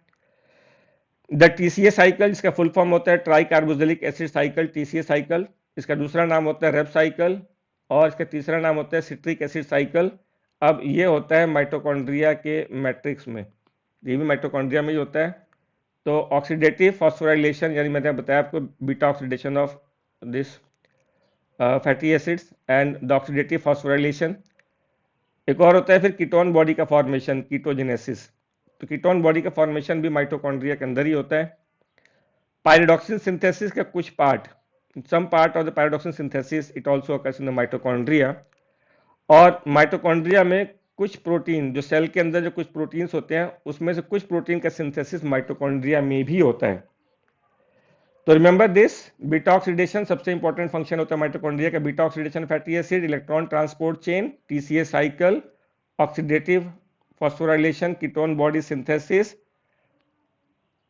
पायरिडॉक्सिन का कुछ पार्ट, और कुछ प्रोटीन सिंथेसिस। सेल के जो सेल में जो साइटोप्लाज्म में कुछ प्रोटीन्स होते हैं उसमें कुछ प्रोटीन्स होते हैं माइटोकॉन्ड्रिया में सिंथेसाइज होते हैं। तो ये सब रिएक्शंस होते हैं माइटोकॉन्ड्रिया के अंदर में। इसके अलावा एक और चीज जो आपको जानना है कि कौन से रिएक्शंस ऐसे होते हैं जो पहले माइटोकॉन्ड्रिया में होते हैं उसके बाद फिर साइटोसोल में होते हैं। मतलब इनको कंप्लीशन के लिए कुछ स्टेप्स माइटोकॉन्ड्रिया में होंगे, कुछ स्टेप्स बचे हुए साइटोसोल में होंगे। तो ये रिएक्शंस होते हैं हीम सिंथेसिस, कुछ पार्ट माइटोकॉन्ड्रिया में, कुछ पार्ट साइटोसोल में, तब जाके रिएक्शन कंप्लीट होगा। यूरिया सिंथेसिस में पहला और सेकंड स्टेप तो माइटोकॉन्ड्रिया में होता है, और थर्ड, फोर्थ और फिफ्थ स्टेप साइटोसोल में होता है। तीसरा ग्लूकोनियोजेनेसिस, तो gluconeogenesis it will also required both mitochondria as well as the cytosol for completion of the reaction. तो हिम सिंथेसिस, यूरिया साइकिल और ग्लूकोनियोजेनेसिस, तो रिमेंबर दिस निमोनिक हग, तो ये वो रिएक्शंस हैं जिसको कि माइटोकॉन्ड्रिया और साइटोसोल दोनों की जरूरत पड़ती है कंप्लीशन ऑफ द रिएक्शन के लिए। इसके बाद कुछ रिएक्शन ऐसे भी जानने हैं जो कि सिर्फ साइटोसोल में होते हैं। तो what are the reactions occurring cytosol? तो साइटोसोल में ग्लाइकोलाइसिस, ग्लाइकोजिनोलाइसिस और ग्लाइकोजिनेसिस, यानी ग्लाइकोलाइसिस ग्लाइकोजन का ब्रेकडाउन और ग्लाइकोजन का सिंथेसिस, ये तीनों अगर ध्यान देंगे तीनों में ग्लाई आ रहे हैं। ग्लाइकोलाइसिस, ग्लाइकोजिनेसिस, ग्लाइकोजिनोलाइसिस तीनों साइटोसोल में होते हैं। साइटोसोल का मतलब साइटोप्लाज्म।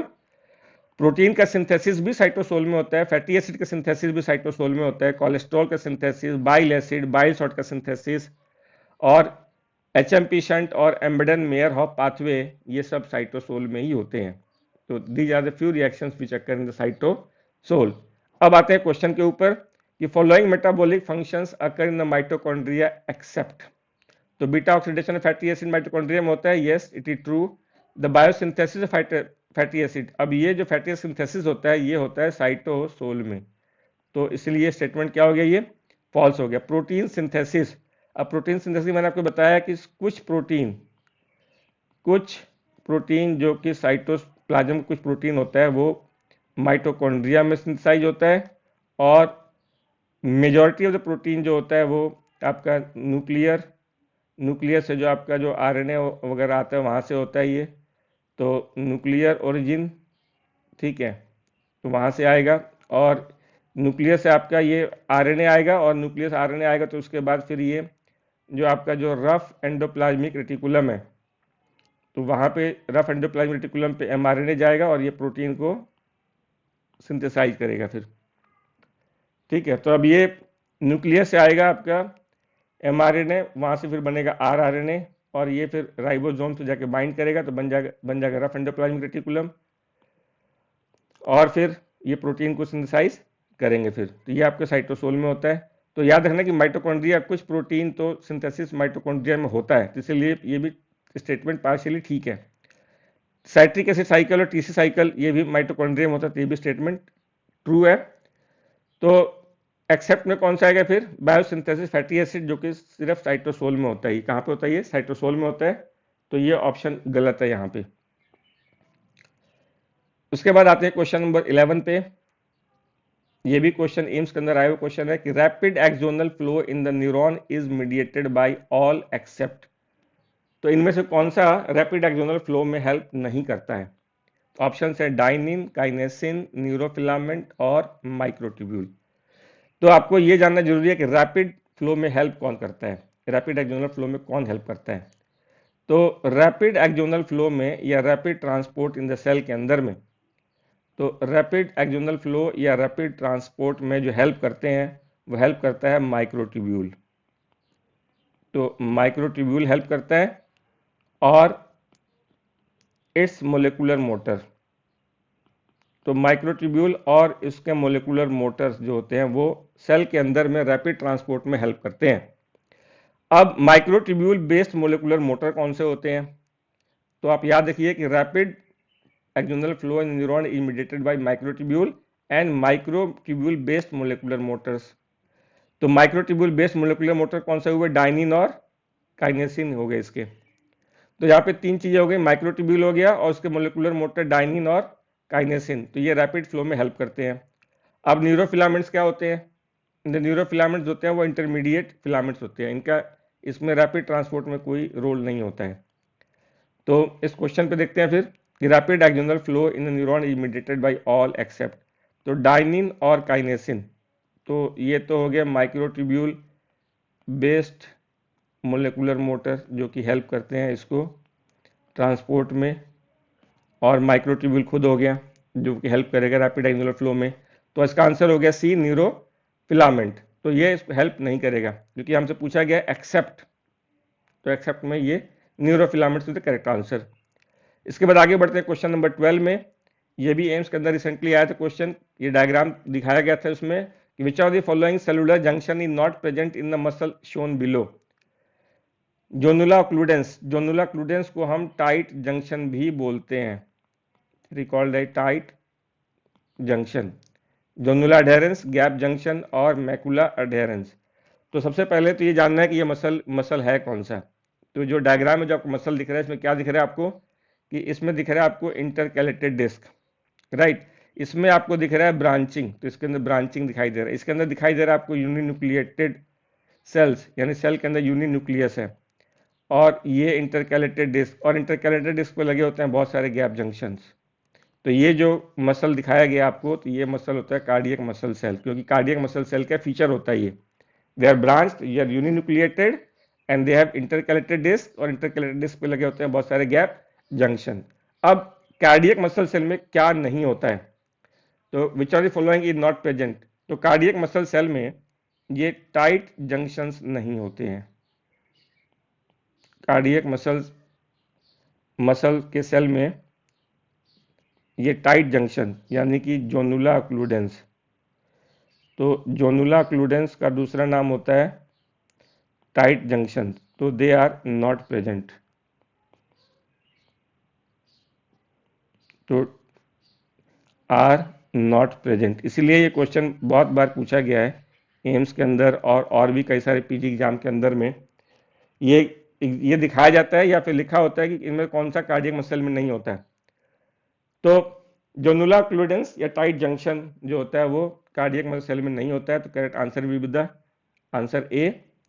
उसके बाद फिर आगे बढ़ते हैं क्वेश्चन नंबर 13 पे। ये अभी जो था ये INI-CET, अभी जो आपका जो नवंबर 2022 के अंदर ये आया क्वेश्चन था, the correct matching of the cell component with the enzyme marker.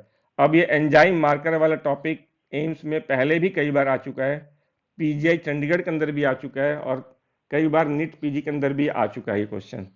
तो करेक्ट मैचिंग बताना है हमें, और याद रखना कि एम्स के क्वेश्चन कभी थोड़े सिंपल नहीं भी हो सकते, लंबे भी हो सकते हैं। यहाँ पे अब ये ऑप्शन है ABCD, मतलब मैचिंग करके बताना है हमें। तो हमें कौन कौन से सेल कंपोनेंट दिए हुए हैं, mitochondria, peroxisome, Golgi apparatus, endoplasmic reticulum दिया हुआ है, और ये एंजाइम्स दिए हुए हैं। तो हमें इसको मैच करना है। तो सबसे पहले आपको ये जानना है कि अलग अलग सेल कंपोनेंट्स के लिए कौन से एंजाइम मार्कर्स होते हैं, तो फिर उसके बाद मैचिंग करेंगे हम। तो ये टेबल आपको याद रखना है। तो इस टेबल में क्या दिख रहा है आपको कि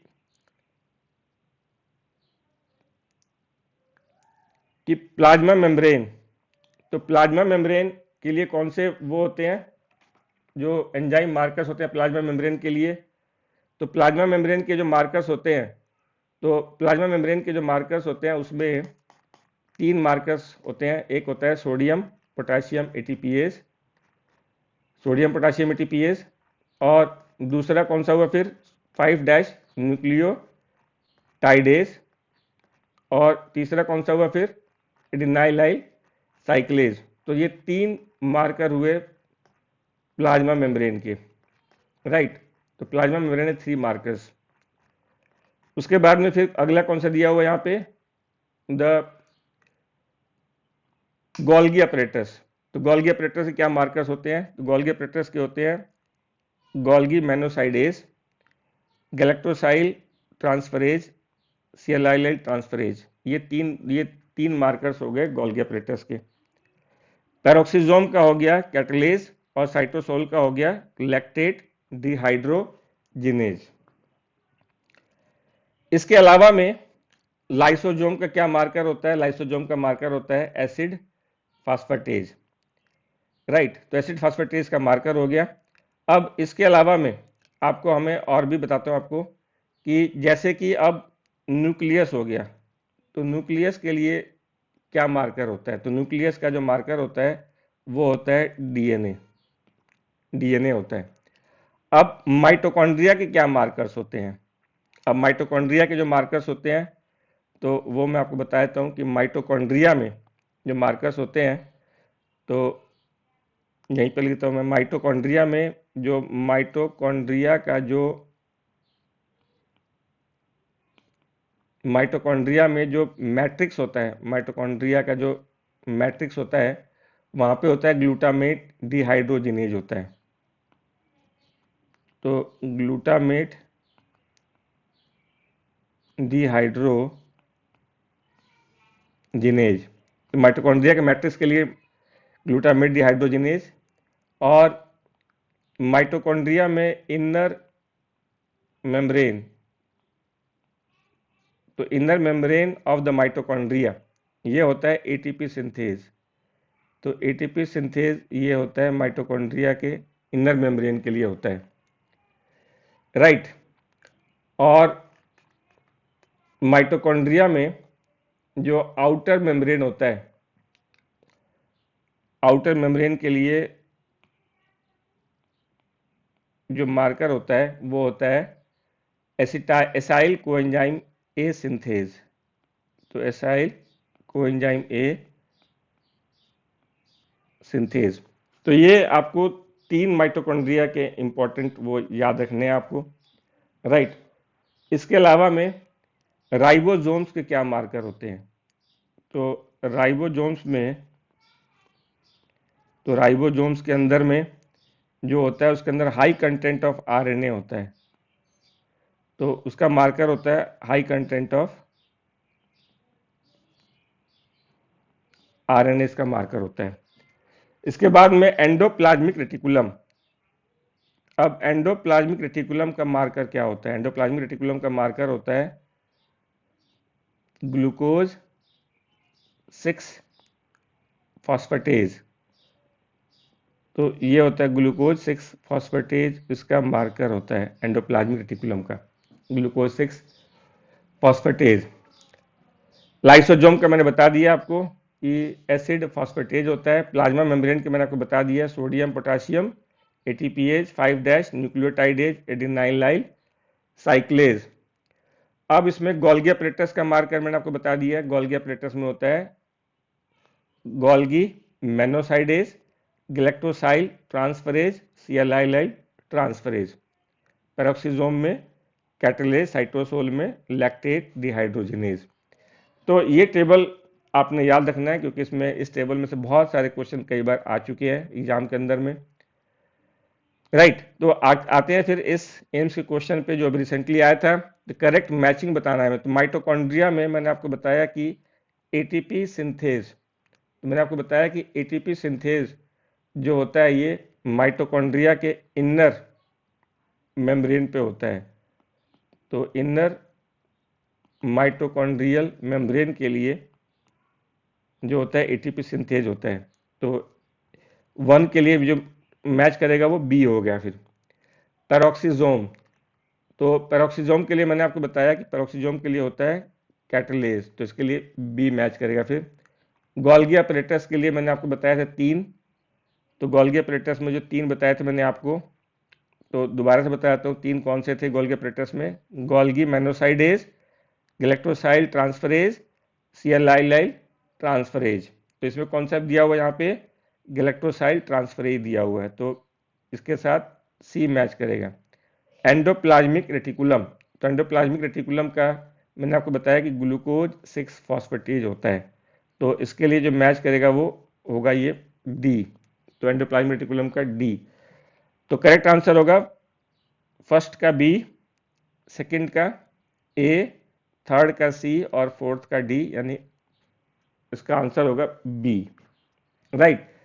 तो ये टेबल आपने याद रखनी है, markers of the various cell components, right. Lysosome का, न्यूक्लियस का, प्लाज्मा मेम्ब्रेन का, माइटोकॉन्ड्रिया का, Golgi apparatus, peroxisome, cytosol, ribosome, endoplasmic reticulum, इन सब के लिए हमें ये याद रखने हैं मार्कर्स हमें, राइट। फिर इसके बाद आगे बढ़ते हैं क्वेश्चन नंबर 14 पे। If all of the following transport processes follow saturation kinetic except, यानी कौन से ट्रांसपोर्ट प्रोसेस में सैचुरेशन नहीं मिलता है हमें, या सैचुरेशन काइनेटिक वो शो नहीं करता है।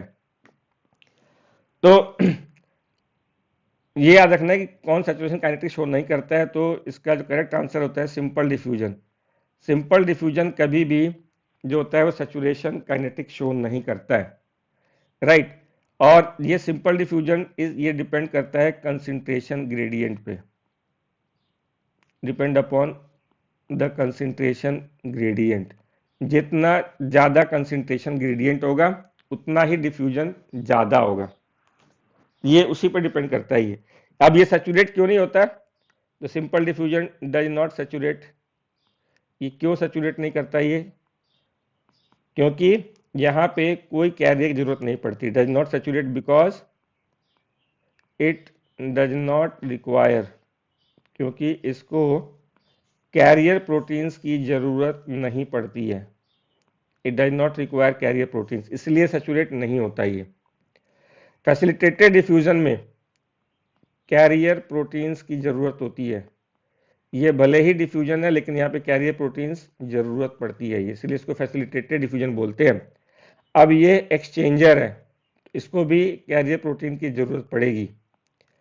The sodium coupled active transport, active transport में भी कैरियर प्रोटीन्स की जरूरत पड़ती है, कैरियर प्रोटीन्स की जरूरत पड़ती है, रिक्वायर्ड।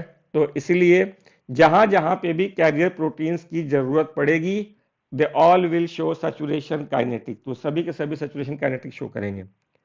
सिंपल डिफ्यूजन में कैरियर प्रोटीन्स की जरूरत नहीं पड़ती है, इसलिए सैचुरेशन काइनेटिक शो नहीं करता ये। तो ये तो मैंने इस क्वेश्चन के बारे में बताया, थोड़ा सा कुछ और बताया तो आपको कि कौन कौन से ट्रांसपोर्ट प्रोसेस होते हैं सेल के अक्रॉस में। पहला पैसिव ट्रांसपोर्ट, दूसरा एक्टिव ट्रांसपोर्ट, तीसरा वेजिकुलर ट्रांसपोर्ट। पैसिव का मतलब क्या होता है? पैसिव का मतलब होता है कि नो एनर्जी रिक्वायर्ड, यहाँ एनर्जी रिक्वायर्ड नहीं होती, इसलिए पैसिव बोलते हैं। एक्टिव का मतलब क्या होता है? एक्टिव का मतलब होता है कि यहाँ पे एनर्जी की रिक्वायरमेंट होती है, तो एनर्जी रिक्वायर्ड।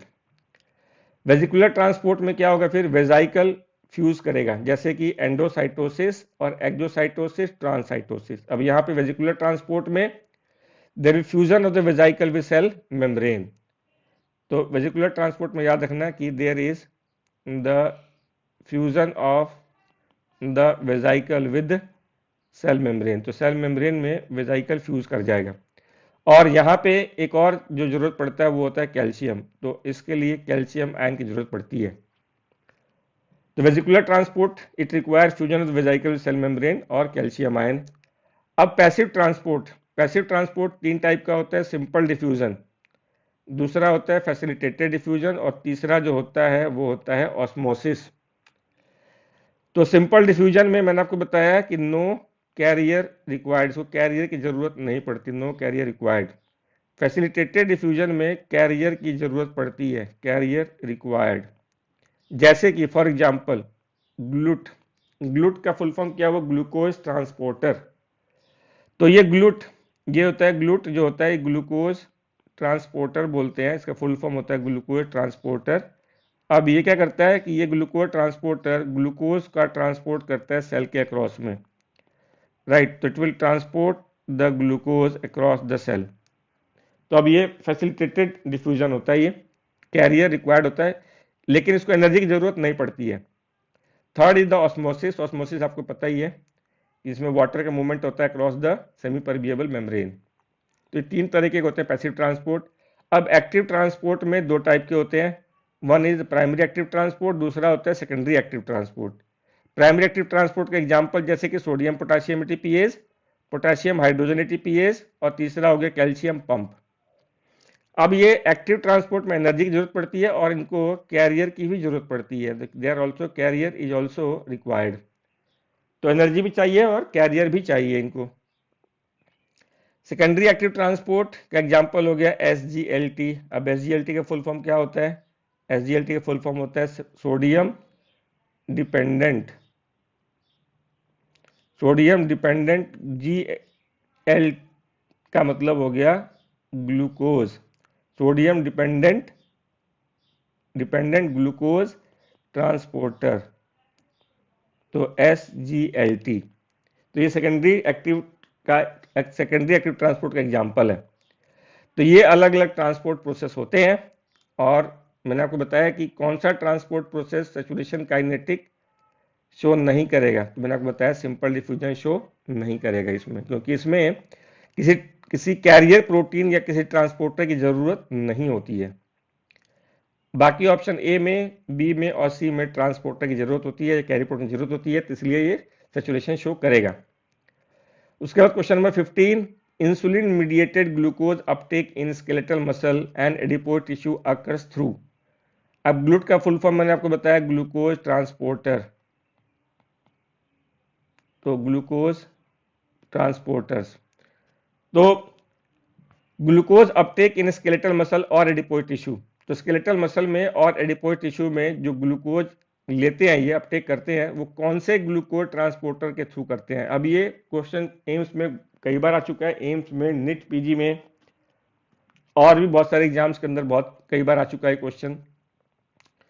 तो पहले आपको बताता हूँ, आंसर पे जाने से पहले आपको बताता हूँ कि कौन कौन से कितने टाइप के ग्लूकोज ट्रांसपोर्टर्स होते हैं, मेन बता रहा हूँ आपको मैं, और उनका जो मेजर लोकेशन कहाँ पे होता है। अब ये टेबल आपको याद रखना है, क्योंकि इस टेबल में से बहुत सारे क्वेश्चन पीजीआई में भी आ चुके हैं।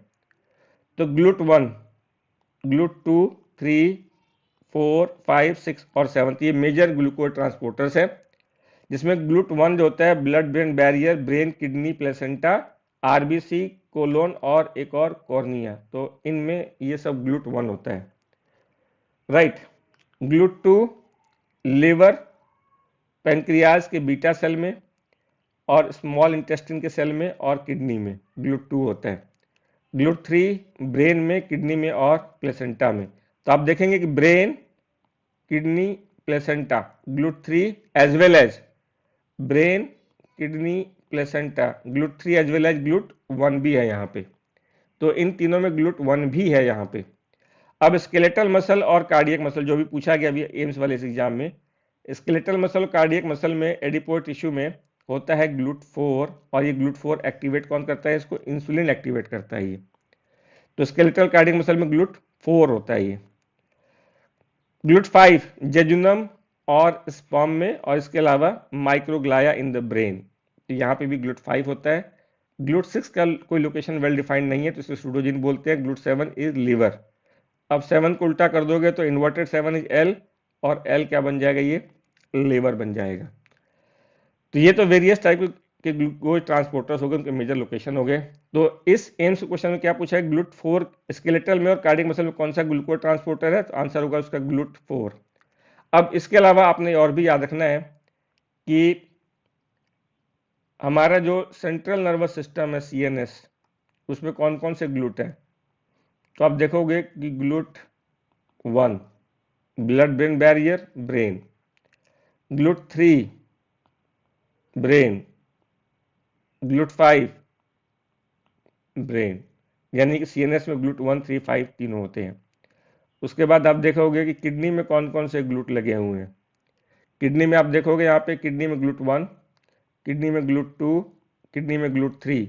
तो किडनी में 1 भी होता है, 2 भी होता है, 3 भी होता है, तीनों ग्लूट होते हैं किडनी में। इसके अलावा लिवर में कौन कौन से ग्लूट होते हैं, तो लिवर में आप देखोगे ग्लूट 2 भी है और ग्लूट 7 भी है। तो लिवर में ग्लूट 2, ग्लूट 7। तो ये पीजीआई के पॉइंट ऑफ व्यू से मैंने आपको बताया, पीजीआई का जो एग्जाम होता है वो छोटा सा एग्जाम होता है, उसमें मोर देन करेक्ट आंसर हो सकते हैं, तो ये आपको उसके लिए याद रखना है, राइट। तो आते हैं इस क्वेश्चन पे, इस क्वेश्चन पे कि insulin mediated glucose Uptake in skeletal muscle और एडिपोइड टिश्यू ऑकर्स थ्रू, तो आंसर होगा इसका क्या, इसका आंसर होगा ग्लूट 4। इसके बाद आगे क्वेश्चन बढ़ते हैं, regarding transport of substances through the cell membrane all are true. अभी मैंने पहले डिस्कस किया आपके साथ में कि glucose is transported via facilitated diffusion, option B active transport is an energy driven process, option C facilitated diffusion require energy, option D facilitated diffusion require carrier protein. तो अब इस ऑप्शंस को एक बार दोबारा मैं डिस्कस करता हूँ 1 by 1। ऑप्शन ए क्या है यहाँ पे कि glucose is transported via facilitated diffusion, ये बिल्कुल ठीक स्टेटमेंट है, क्योंकि ग्लूकोज का जो ट्रांसपोर्ट सेल के अंदर होता है वो होता है ग्लूट के थ्रू होता है, ग्लूकोज ट्रांसपोर्टर के थ्रू, राइट। तो सेल में ये सेल, और सेल के अंदर अगर ग्लूकोज जाएगा, if the glucose want to enter into the cell it will require this transporter। अब इस ट्रांसपोर्टर को क्या बोलते हैं हम, तो we call this transporter as a GLUT, right. तो glucose transported by facilitated diffusion, अब ये GLUT is the example of the facilitated diffusion का एग्जांपल होता है ये, राइट। तो this statement is the true statement. Active transport या energy driven transport process, ये भी स्टेटमेंट बिल्कुल ठीक है, क्योंकि एक्टिव ट्रांसपोर्ट का मतलब क्या होता है, what is meaning of active transport, active transport is that transport which require energy और the ATP. So option B is also true. Option C, facilitated diffusion require energy, तो दिस स्टेटमेंट इज फॉल्स, क्योंकि अब ये diffusion है, facilitated diffusion. अब ये facilitated diffusion जो होता है किसका एग्जांपल है? It is example of the passive transport. अब इस पैसिव ट्रांसपोर्ट, ये ऐसा पैसिव ट्रांसपोर्ट है जहां पे कैरियर की तो रिक्वायरमेंट होती है, कैरियर रिक्वायर्ड, बट लेकिन energy not required here, right. तो ये वो पैसिव ट्रांसपोर्ट है जहां पे कैरियर की जरूरत तो है लेकिन इसको एनर्जी की रिक्वायरमेंट नहीं होती है, फैसिलिटेटेड डिफ्यूजन को। और मैंने आपको बताया था कि सिंपल डिफ्यूजन, एसडी का full form simple diffusion, simple diffusion में no energy required, no energy required as well as no carrier protein required, तो नो कैरियर प्रोटीन ई रिक्वायर्ड। तो सिंपल डिफ्यूजन में एनर्जी की भी जरूरत नहीं है और कैरियर प्रोटीन की भी जरूरत नहीं है। तो ऑप्शन सी में facilitated diffusion require energy, this is false statement. Option D, facilitated diffusion require carrier protein, ये बिल्कुल ठीक स्टेटमेंट है, राइट। तो इन चारों में से कौन सा स्टेटमेंट गलत हुआ? ऑप्शन सी गलत हो गया यहाँ पे। तो let us look at this. तो answer will be what? Option C, that the facilitated diffusion require energy. तो this statement is the wrong one here. Glucose transported by facilitated diffusion, true. Active transport energy driven process, true. Facilitated diffusion require carrier protein, this is also the true statement. तो C is the wrong statement. इसके बाद question number 17, the true regarding sodium potassium ATPase. अब थोड़ा बहुत आपको जानना है sodium potassium ATPase के बारे में, राइट। अब इसमें पूछा गया ऑप्शन क्या दिया हुआ, हेट्रोडाइमर है, होमोजीनस है कि हेट्रोडाइमर हेट्रोजीनस है, कि होमोडाइमर हेट्रोजीनस है कि होमोडाइमर होमोजीनस है। अब ये मतलब क्या हुआ, डाइमर, हेट्रोडाइमर और होमोजीनस और हेट्रोजीनस का मतलब। तो ये जानने के लिए आपको अब you need to what, the knowledge of the structure of sodium potassium ATPase. The sodium potassium ATPase is made up of two subunits, alpha subunit और बीटा सब यूनिट। अब दोनों के दोनों you can see in the diagram, this is the beta subunit और this is the alpha subunit. तो sodium potassium में होते हैं दो डिफरेंट यूनिट, तो हो गया डाइमर। अब ये दोनों डिफरेंट है तो हो गया हेट्रोडाइमर। तो सोडियम पोटासियम एटीपीएस सबसे पहले हो गया कि ये होता है हेट्रोडाइमर, होता है ये हेट्रोडाइमर। अब ये जो अल्फा सब यूनिट है, अल्फा सब यूनिट में अलग अलग टाइप के होते हैं, अल्फा 1, अल्फा 2 और अल्फा 3। और बीटा यूनिट भी अलग अलग टाइप के होते हैं, बीटा 1, बीटा 2, बीटा 3। तो अल्फा भी अलग अलग टाइप के हो सकते हैं और बीटा भी अलग अलग टाइप के हो सकते हैं। तो इसलिए सोडियम पोटासियम एटीपीएस जो होता है वो हेट्रोडाइमर और उसमें भी ये हेट्रोजीनस होता है ये। तो ये होता है sodium potassium ATPase, heterodimer and the heterogeneous. अब इसके साथ में आपको ये भी जानना है कि इस सोडियम पोटासियम एटीपीएस में जो इसके दो सब यूनिट्स अल्फा और बीटा, इन दोनों में अल्फा सब यूनिट का जो मोलेकुलर वेट होता है ज्यादा होता है, मोलेकुलर वेट इज मोर, पहली बात। दूसरी बात कि अल्फा सब यूनिट में ये है सेल मेम्ब्रेन, सेल मेम्ब्रेन के बाहर में है ईसीएफ। तो सेल मेम्ब्रेन के बाहर में क्या है, ईसीएफ, और सेल मेम्ब्रेन के अंदर में क्या है, आईसीएफ। तो अल्फा सब यूनिट में आईसीएफ साइड में ये 1, 2 और 3, ये 3 बाइंडिंग साइट हैं अल्फा सब यूनिट में। आईसीएफ साइड में कौन कौन 3 बाइंडिंग साइट है? तो ये है सोडियम बाइंडिंग साइट, ये है फॉस्फोराइलेशन साइट और ये है एटीपी बाइंडिंग साइट। तो sodium binding site, phosphorylation site और एटीपी बाइंडिंग साइट, ये तीनों के तीनों होते हैं अल्फा सब यूनिट में आईसीएफ साइड में। और ये एक पोटेशियम बाइंडिंग साइट और ये उआबेन बाइंडिंग साइट। तो पोटेशियम बाइंडिंग साइट और उआ बाइंडिंग साइट ये होते हैं अल्फा सब यूनिट में ईसीएफ साइड में। तो ये बाइंडिंग साइट भी आपको याद रखने हैं कि अल्फा में ईसीएफ साइड में होते हैं दो, एक होता है पोटेशियम बाइंडिंग साइट, दूसरा होता है उआबेन बाइंडिंग साइट। तो ये दो बाइंडिंग साइट अल्फा में ईसीएफ साइड और ये 3 बाइंडिंग साइट अल्फा में आईसीएफ साइड होते हैं। अब बीटा सब यूनिट में आप देखेंगे कि आईसीएफ में कोई बाइंडिंग साइट नहीं है, जो भी बाइंडिंग साइट है वो ईसीएफ साइड में है। और ईसीएफ में क्या है, यहाँ पे 3, 1, 2 एंड 3। तो यहाँ पे 3 और 3 ग्लाइकोसाइलेशन साइट्स होते हैं। तो ये ग्लाइकोसाइलेशन साइट्स कहाँ पे लगे हुए हैं, ये लगे हुए हैं बीटा सब यूनिट में, राइट। कौन से साइड में? ECF साइड में। तो ये भी आपको याद रखना है। और ये भी याद रखना है आपको, ये सोडियम पोटासियम पंप करता क्या है, what is the function of sodium potassium pump. तो ये बनाया मैंने सेल मेम्ब्रेन, और ये सोडियम पोटासियम पंप। तो अभी सोडियम पोटासियम पंप क्या करता है कि this sodium potassium pump, it will pump 3 sodium out of the cell. तो यहां से 3 सोडियम बाहर चला जाएगा आउट ऑफ द सेल, और बाहर से 2 potassium will move inside the cell. तो बाहर से 2 पोटासियम अंदर की तरफ आ जाएगा, राइट।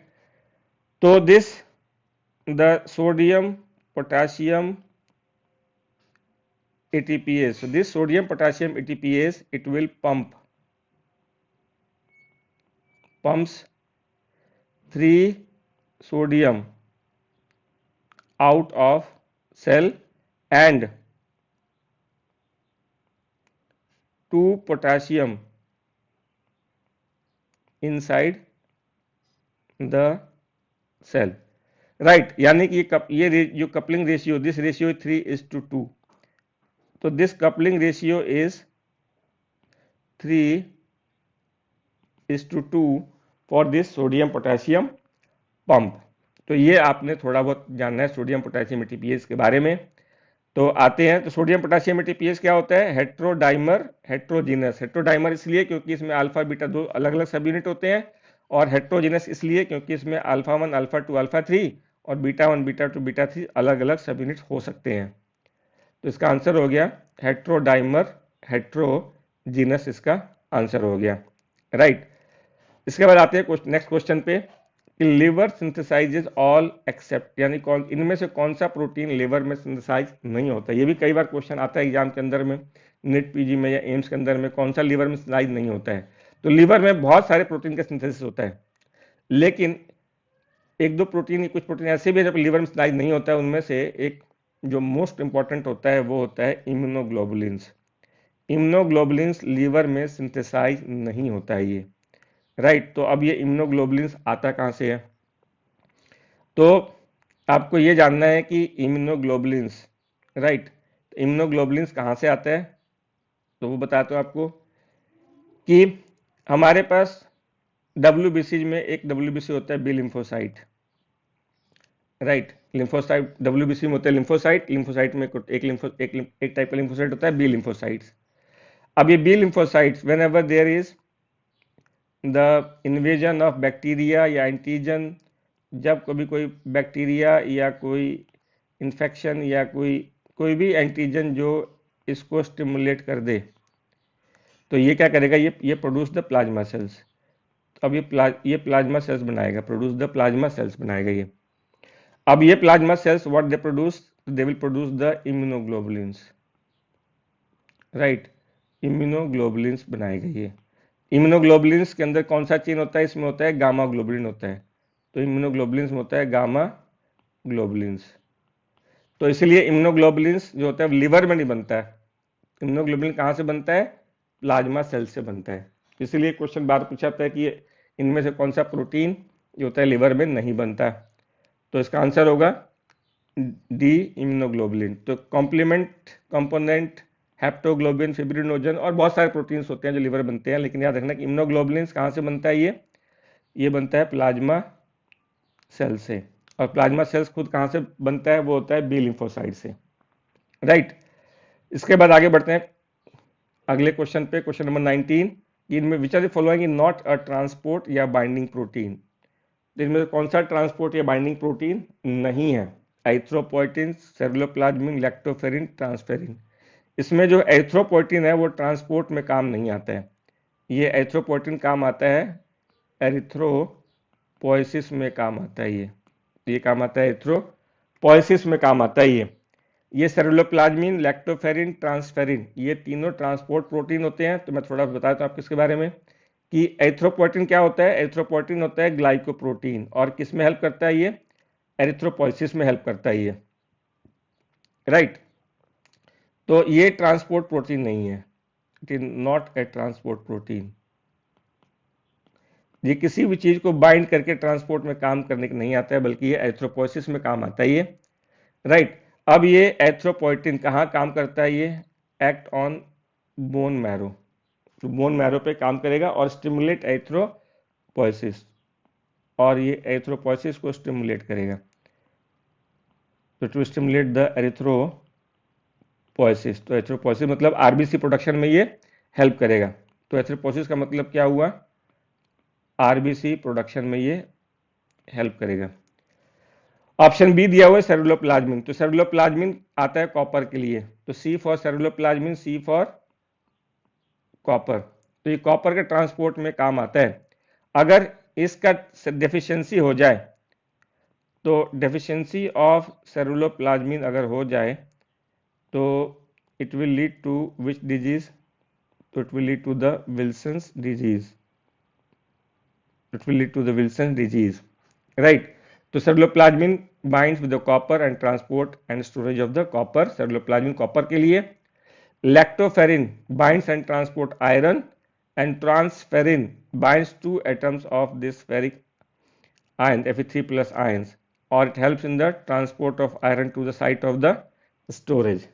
तो transferrin Fe3 प्लस आयंस के लिए, फेरिक आयंस के लिए, दो फेरिक आयंस को बाइंड करेगा, लैक्टोफेरिन आयरन के लिए, सेरुलोप्लाज्मिन कॉपर के लिए, राइट, और एरिथ्रोपोइटिन तो ये एरिथ्रोपोइसिस के लिए, एरिथ्रोपोइसिस ये कॉपर के लिए, ये दोनों के दोनों आयरन के लिए, राइट। तो erythropoietin is not a transport या बाइंडिंग प्रोटीन, राइट।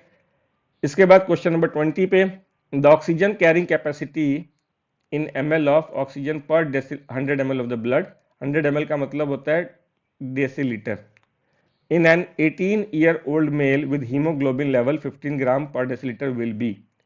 अब हमें यहाँ पे दिया हुआ है हीमोग्लोबिन की वैल्यू दी हुई है, राइट, और तो यहाँ पे पूछा गया है कि what will be the oxygen carrying capacity, इसमें कितना ऑक्सीजन कैरिंग कैपेसिटी होगा। For to solve this question you have to know this value, what is the value here, कि 1 gram per deciliter of the hemoglobin it will carry 1.3 ml 1.34 ml of the oxygen। ये value आपको याद रखना है कि 1 ग्राम पर decilitre of the haemoglobin it will carry 1.34 ml of the oxygen. अब question में कितना दिया हुआ है, यहाँ दिया हुआ हीमोग्लोबिन 15 ग्राम पर डेसीलीटर, तो इस 15 को मल्टीप्लाइड बाय 1.34, तो यहाँ पे आएगा 20.1 ml ऑक्सीजन पर डेसीलीटर, डेसीलीटर का मतलब पर 100 ml ऑफ द ब्लड, तो पर डेसीलीटर ऑफ द ब्लड आएगा, तो इसमें आंसर होगा फिर, तो नियरेस्ट टू दिस 20.1 इज 20, तो answer will be the B here 20, right. After this move to question number 21, fetal hemoglobin has all of the following characteristic features except। अब इस question को सॉल्व करने के लिए आपको पता होना चाहिए कि फीटल हीमोग्लोबिन को हम HbF से भी डिनोट करते हैं। Has all of the following characteristic feature, मतलब ये सारे कैरेक्टरिस्टिक फीचर होंगे एक्सेप्ट, मतलब कौन सा इसके अंदर कैरेक्टरिस्टिक फीचर नहीं होगा फीटल हीमोग्लोबिन का। तो option A strong affinity for 2,3-DPG, oxygen dissociation curve is shifted to the left, at low PO2 fetal haemoglobin gives up more oxygen to tissue than adult hemoglobin and forms 80% of the hemoglobin at birth।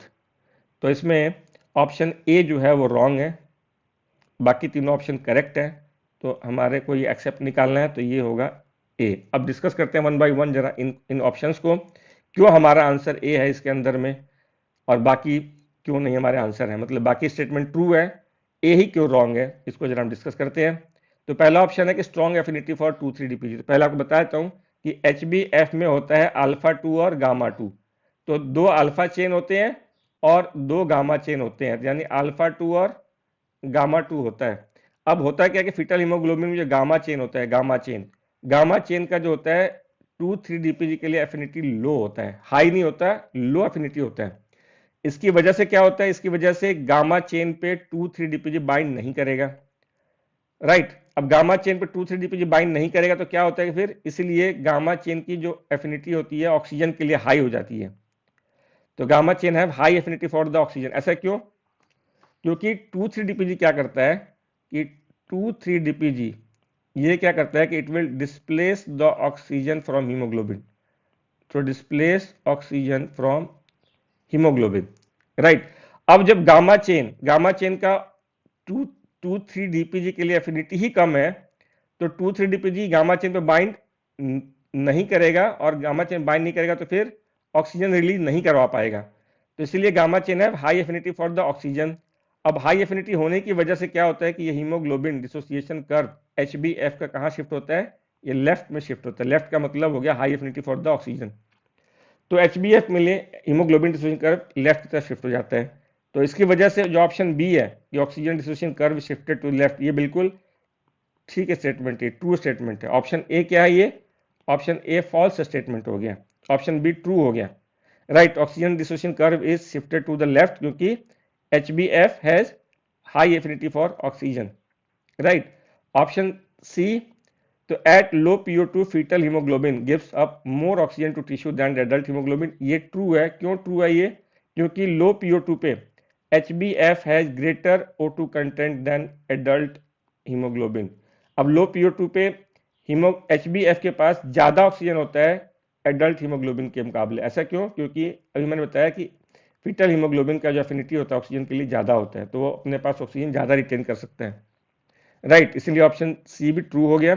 Option D forms 80% of the haemoglobin at the birth, बिल्कुल ठीक है, क्योंकि birth पे क्या होता है कि जितना भी टोटल हीमोग्लोबिन होता है उसमें से 20% तो HbA होता है और 80% जो होता है वो HbF होता है।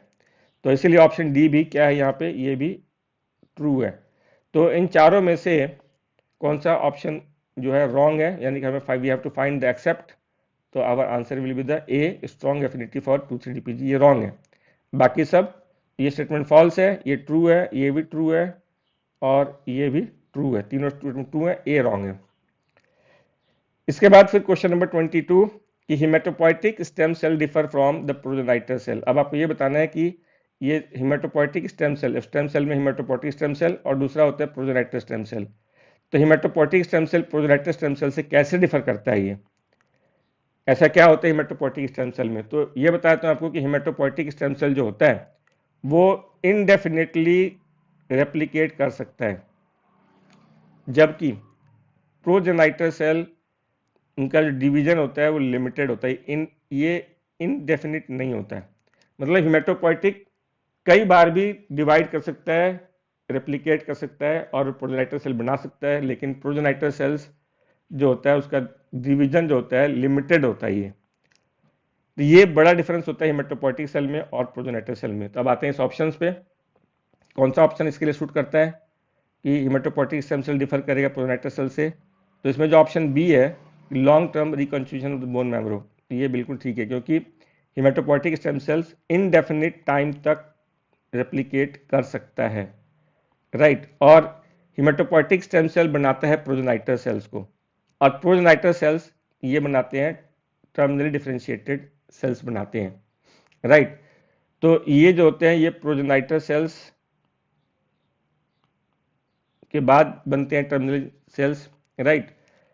और इसलिए इसका आंसर बी होगा, long term reconstitution of bone marrow इसका आंसर होगा, क्योंकि हिमेटोपोइटिक स्टेम सेल जो होते हैं वो they can divide indefinite times, right. इसके बाद फिर क्वेश्चन नंबर 23 पे आते हैं। Question number 23 is erythropoiesis is promoted by all of the following except, मतलब इनमें से कौन सा एरिथ्रोपोइसिस को प्रमोट नहीं करता है। तो इन चार ऑप्शंस में से कौन एरिथ्रोपोइसिस को प्रमोट नहीं करता है, तो एक हार्मोन आपको याद रखना है, वो हार्मोन होता है एस्ट्रोजन। एस्ट्रोजन एरिथ्रोपोइसिस को प्रमोट नहीं करता है, राइट। इसीलिए female have lower RBC count, तो female have lower RBC count as compare to male, right. तो एज कंपेयर टू मेल। तो मैं आपको ये बताता हूं कि इस हार्मोन के अलावा बिसाइड दिस हार्मोन कौन कौन सी चीजें जो होती हैं वो एरिथ्रोपोइसिस को घटाती है, कौन सी चीजें एरिथ्रोपोइसिस को बढ़ाती हैं। तो मैंने आपको जस्ट अभी बताया कि एरिथ्रोपोइटिन का शॉर्ट फॉर्म होता है EPO। अब ये एरिथ्रोपोइटिन ये क्या करता है कि ये एरिथ्रोपोइसिस को बढ़ाता है, it will increase the erythropoiesis. तो जो फैक्टर्स एरिथ्रोपोइटिन को बढ़ाएंगे वो एरिथ्रोपोइसिस को बढ़ाएंगे, और जो फैक्टर्स एरिथ्रोपोइटिन को घटाएंगे वो एरिथ्रोपोइसिस को कम कर देंगे। तो एरिथ्रोपोइटिन, अब ये भी आपको जानना जरूरी है कि एरिथ्रोपोइटिन के दो सोर्स कौन से होते हैं, एरिथ्रोपोइटिन कहाँ से आता है। तो एरिथ्रोपोइटिन के सोर्सेज कहाँ से आते हैं, तो एक होता है एरिथ्रोपोइटिन का सोर्स किडनी, यानी 85% एरिथ्रोपोइटिन आता है किडनी से, और 15% जो या 15% जो एरिथ्रोपोइटिन आता है वो आता है लिवर से। तो इसलिए क्या होता है कि एस्ट्रोजन जो कि एरिथ्रोपोइटिन को कम करता है, एरिथ्रोपोइसिस कम कर देगा, एस्ट्रोजन हार्मोन। सीआरएफ का मतलब हो गया क्रॉनिक रीनल फेलियर, नेफ्रेक्टमी अगर हम किडनी को हटा दें, और लिवर डिजीजेस, राइट। तो ये सब एरिथ्रोपोइटिन के लेवल को कम करते हैं, राइट, और ये सब एरिथ्रोपोइसिस को कम कर देते हैं। तो एक हार्मोन एस्ट्रोजन आपने याद रखना है, और सिंस एरिथ्रोपोइटिन का जो सोर्स होता है किडनी और लिवर होता है, तो इसलिए क्या होगा, जब जब किडनी में प्रॉब्लम आएगी या लिवर को प्रॉब्लम आएगी तब तब एरिथ्रोपोइटिन क्या हो जाएगा, कम होगा। एरिथ्रोपोइटिन कम होगा तो एरिथ्रोपोइसिस भी कम हो जाएगा। अब कौन से फैक्टर्स होते हैं जो कि एरिथ्रोपोइटिन को बढ़ाते हैं, और इसकी वजह से एरिथ्रोपोइटिन बढ़ने की वजह से, because of this it will lead to increase in the erythropoiesis, यानी कि वो विल इंक्रीज द एरिथ्रोपोइसिस। तो इनमें से जो the factors which will increase erythropoiesis they are hypoxia, cobalt salts, alkalosis, catecholamines, cyclic AMP, hormones में thyroxine hormone, androgen hormone, right, anterior pituitary के hormones जैसे कि growth hormone, prolactin, FSH, LH, ACTH, TSH. तो ये hormones thyroxine, androgen और anterior pituitary के hormones, growth hormone, prolactin, FSH, LH, ACTH, TSH, ये सब एरिथ्रोपोइटिन को बढ़ाएंगे और एरिथ्रोपोइसिस करेंगे। आरबीसी के ब्रेकडाउन प्रोडक्ट्स भी एरिथ्रोपोइटिन को बढ़ाते हैं और एरिथ्रोपोइसिस करते हैं। अब इन सभी फैक्टर्स में से हाइपोक्सिया जो होता है, ये होता है मोस्ट इंपॉर्टेंट फैक्टर होता है ये। तो इन सब में से जो मोस्ट इंपॉर्टेंट फैक्टर है वो हाइपोक्सिया होता है ये। तो hypoxia will stimulate the erythropoiesis, right. Androgens it will also stimulate the erythropoiesis, इसीलिए मेल में आरबीसी काउंट ज़्यादा होता है फीमेल के मुकाबले। ये सब फैक्टर्स एरिथ्रोपोइसिस को घटाते हैं, कुछ बढ़ाते हैं, राइट। तो ये आपने याद रखना है कि कौन से फैक्टर्स एरिथ्रोपोइसिस को बढ़ाते हैं और कौन से फैक्टर एरिथ्रोपोइसिस को घटाते हैं। तो वापस क्वेश्चन पे आते हैं कि erythropoiesis promoted by all except, तो आंसर इसका हो गया एस्ट्रोजन तो कम कर देगा, एसीटीए, थायरॉक्सिन, प्रोलैक्टिन, ये तीनों के तीनों जो होते हैं ये हार्मोन्स, ये इसको एरिथ्रोपोइसिस को बढ़ाते हैं, राइट। तो it will increase the erythropoiesis, increase erythropoiesis, increase erythropoiesis, but it will decrease the erythropoiesis. तो answer is the oestrogen. Question number 24, a 32-year-old female present with pallor and fatigue, her hemoglobin level is 9.8 ग्राम पर डेसिलीटर। यहाँ पे आपको haemoglobin दिया हुआ है, PCV value दिया हुआ है 30%, RBC count is 2.5 million per microlitre, the female is most likely having. तो फीमेल में पैलर एंड फैटीग दिया हुआ है, मतलब अनीमिया के सिम्टम दिए हुए हैं, pallor and fatigue. RBC count भी कम है, क्योंकि आरबीसी काउंट नॉर्मल 4 से अगर 4 मिलियन से कम हो तो उसको हम कम मानते हैं। हीमोग्लोबिन भी कम है, 9.8 ग्राम दिया हुआ है यहाँ पे, राइट। तो इस फीमेल को क्या हो सकता है, थैलेसीमिया होगा कि आयरन डेफिशिएंसी एनीमिया होगा कि सिकल सेल एनीमिया होगा कि फॉलिक एसिड डेफिशिएंसी एनीमिया होगा। हमें क्या दिया हुआ है, हीमोग्लोबिन दिया हुआ है, हमें पीसीवी दिया हुआ है और हमें आरबीसी काउंट दिया हुआ है। तो ऐसे क्वेश्चन में क्या करना होता है हमें, कि हमें ये निकालना होता है। अगर हमें ये पता हो कि what is the value of MCV और what is the value of MCHC, अगर हमें ये पता हो तो we can classify the anaemia, right. तो इसके बेसिस पर हम अनीमिया निकाल सकते हैं, कौन से टाइप का अनीमिया हो सकता है।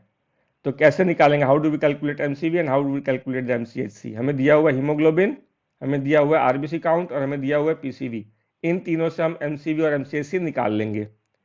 तो एमसीवी जिसका यूनिट होता है फेंटोलीटर में, तो एमसीवी का जो कैसे निकालते हैं, एमसीवी का फार्मूला होता है MCV is the packed cell volume PCV of 100 ml blood divided by RBC count in million per microlitre, तो RBC count multiplied by 10। PCV कितना दिया हुआ यहाँ पे 30%, तो this will become 30। RBC count कितना दिया हुआ, 2.5 million per microlitre, 2.5 multiplied by 10। तो ये करने पे हम सॉल्व करेंगे तो हमारा ये एमसीवी के वैल्यू आता है 120 फेंटोलीटर आया। तो 120 फेंटोलीटर का मतलब है कि आरबीसी आर मैक्रोसाइटिक।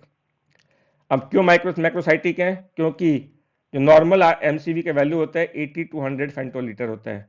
तो 80 टू 100 फेंटोलीटर हो तो ऐसे आरबीसी को हम बोलते हैं नॉर्मोसाइटिक, बोलते हैं हम उसको, क्या बोलते हैं हम, नॉर्मोसाइटिक बोलते हैं।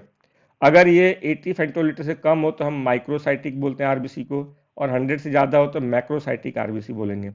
तो यहाँ पे एमसीवी 100 से ज़्यादा है तो यहाँ पे आरबीसी कौन से हो गए, मैक्रोसाइटिक आरबीसी हो गए। अब निकालते हैं एमसी एच से निकालते हैं। तो एमसीएचसी का फार्मूला होता है हीमोग्लोबिन इन ग्राम पर डेसीलीटर डिवाइडेड बाई पीसीवी पर 100 ml blood, right, multiplied by 100, right. तो एमसी में एमसीएचसी में हीमोग्लोबिन दिया हुआ है 9.8, पीसीवी दिया हुआ 30%, मल्टीप्लाइड बाई 100, तो ये वैल्यू आ रहा है 32.7%। 32.7% का मतलब है नॉर्मल रेंज है, तो नॉर्मल रेंज का मतलब है कि नॉर्मोक्रोमिक हो गया ये। तो आरबीसी जो हो गया नॉर्मोक्रोमिक हो गया। तो जो वैल्यू दी हुई है उसके बेसिस पे तो आरबीसी कैसे हो गए, मैक्रोसाइटिक और नॉर्मोक्रोमिक आरबीसी हो गए।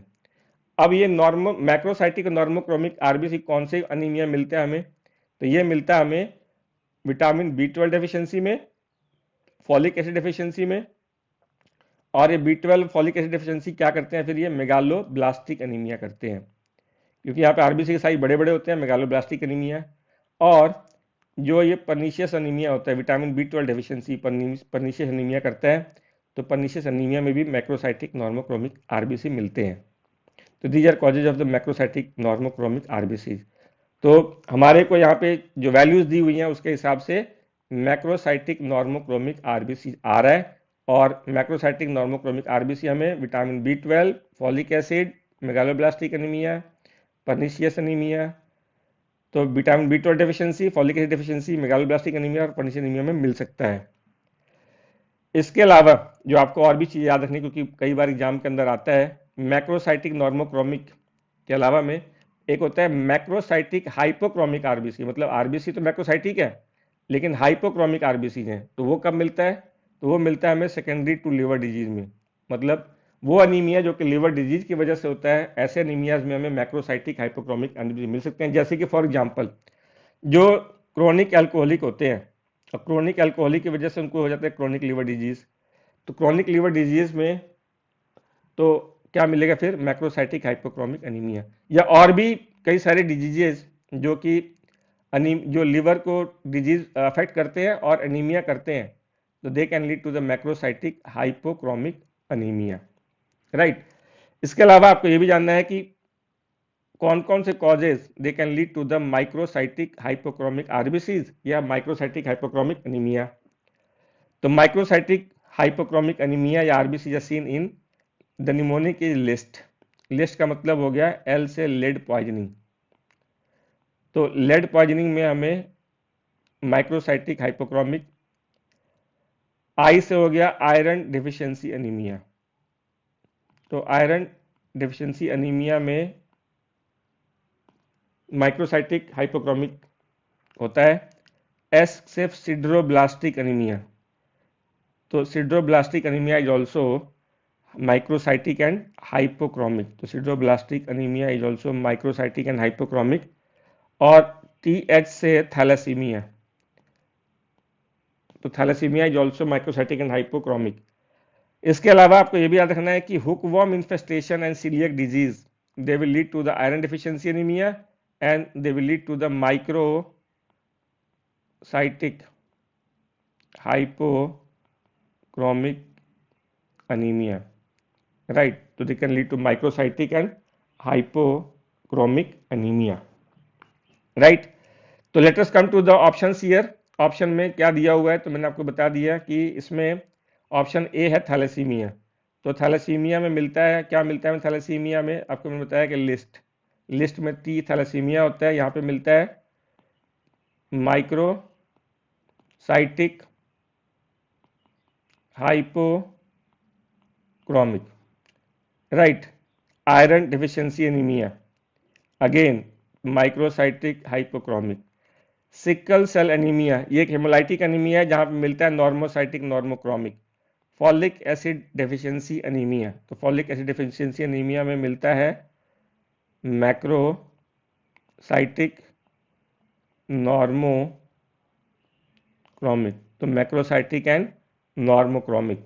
और जो ये वैल्यू जो आ रही है हीमोग्लोबिन की वैल्यू, आरबीसी काउंट, और इसके बेसिस पे जो हमारा आरबीसी जो आ रहा है वो कैसा है, किस टाइप का आरबीसी है, मैक्रोसाइटिक एंड नॉर्मोक्रोमिक। तो हमें आंसर में क्या मिलेगा, ये D, folic acid deficiency anaemia. अगर ये भी ऑप्शन दिया होता है विटामिन B12 डिफिशियंसी तो वो भी ठीक होता है। अगर हमें पर्निशियस अनीमिया दिया होता है तो वो भी ठीक होता है, राइट। तो पर्निशियस अनीमिया, अगर यहाँ पे मेगालोब्लास्टिक अनीमिया भी लिखा होता तो वो भी ठीक होता है,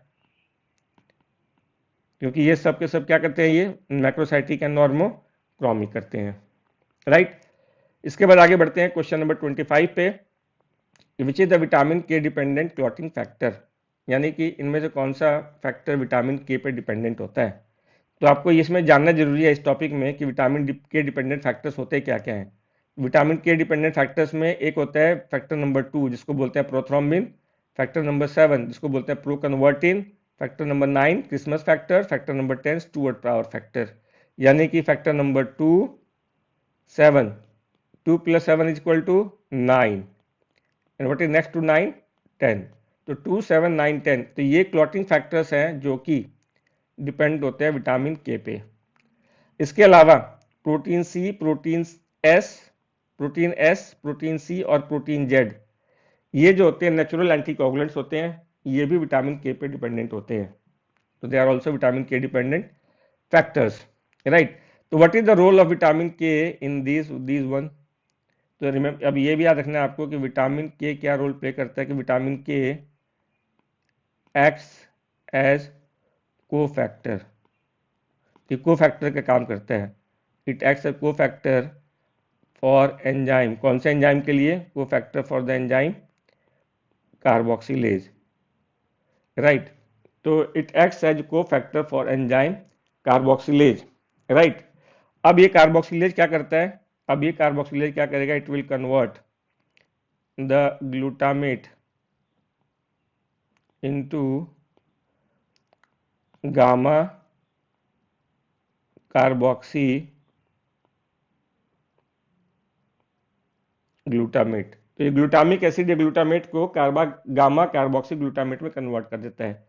तो ये भी याद रखना आपने कि विटामिन के एक कोफैक्टर का काम करता है, कौन से एंजाइम के लिए, कार्बोक्सिलेज के लिए। तो ये भी आपने दो बातें याद रखनी है बिसाइड्स कि इसके विटामिन के डिपेंडेंट फैक्टर कौन से होते हैं, 2 7 9 10, और इसके अलावा 2 7 9 10 के अलावा प्रोटीन एस, प्रोटीन सी और प्रोटीन जेड जो कि एक नेचुरल एंटीकोगुलेंट होता है, वो भी विटामिन के पे डिपेंडेंट होते हैं।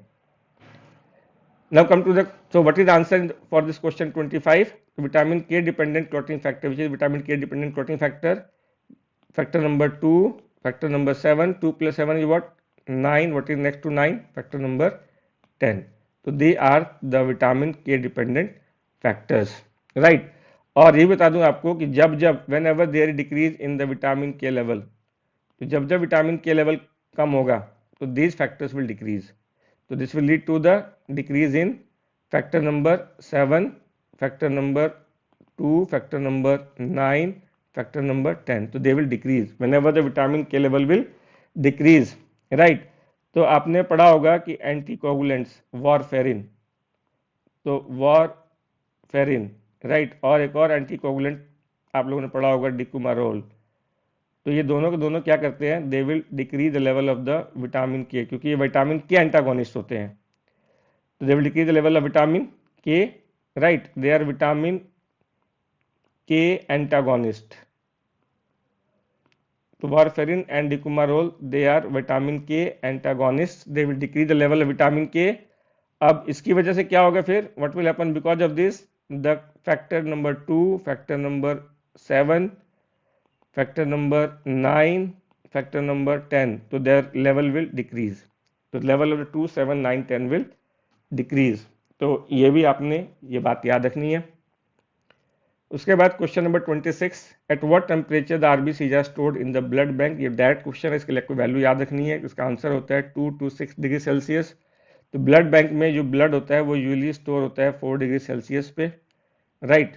तो इसका जो आरबीसी को स्टोर करने का रेंज होता है वो 2 से 6 डिग्री सेल्सियस होता है। तो ये आपने याद रखना है, डायरेक्ट क्वेश्चन है तो answer will be the 2 to 6 degree Celsius. फिर question number 27, the question 27 is the parasitic worm infestation causes markedly rise in level of। तो इनमें से कौन से WBC का लेवल बढ़ेगा पैरासाइटिक वॉर्म इन्फेस्टेशन में। तो ये क्वेश्चन बहुत बार कॉमनली आता है, इसका एकदम सीधा सा आंसर होता है कि पैरासाइटिक वॉर्म इन्फेस्टेशन जो होता है वो इयोसिनोफिल के लेवल को बढ़ा देता है, राइट। तो अब आपको ये भी याद रखना है कि कौन कौन से फैक्टर्स जो होता है इयोसिनोफिल लेवल को बढ़ा देते हैं या कॉजेज ऑफ द इयोसिनोफिलिया। तो इयोसिनोफिलिया में होता है एक सबसे इंपॉर्टेंट थिंग एलर्जिक डिजीजेज जैसे कि asthma, hay fever, serum sickness, allergic vasculitis, इन सब में इयोसिनोफिल बढ़ जाता है।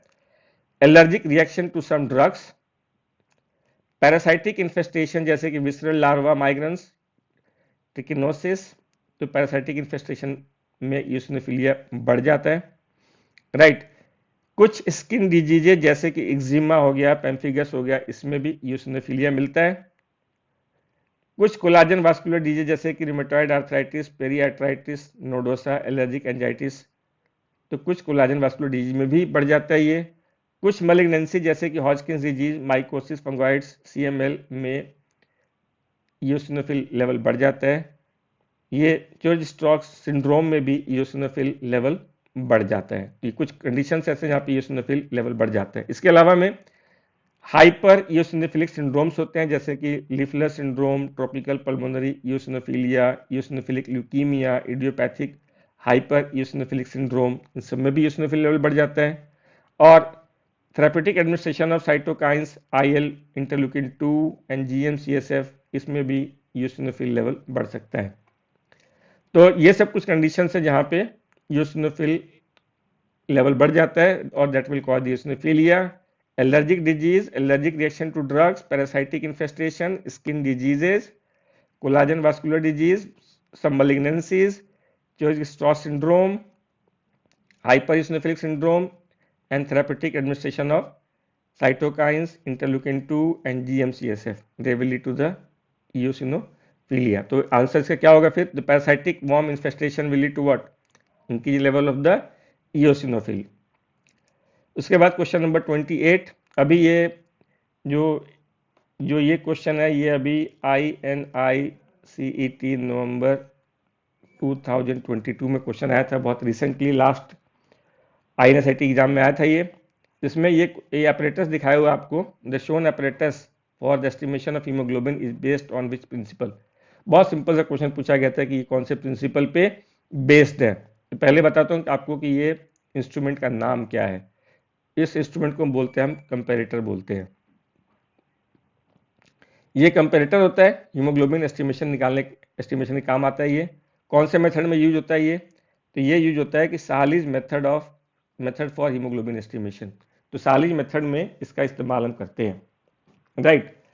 तो सालिज मेथड में होता क्या है? सालिज मेथड में क्या होता है कि हम ब्लड में मिक्स करते हैं, N/10 HCl को हम मिक्स करते हैं, राइट। ब्लड के सैंपल लेते हैं, ब्लड सैंपल, उसमें हम N/10 HCl मिक्स करते हैं, और जब हम N/10 HCl मिक्स करेंगे तो ये ब्लड होता है वो किसमें कन्वर्ट हो जाता है?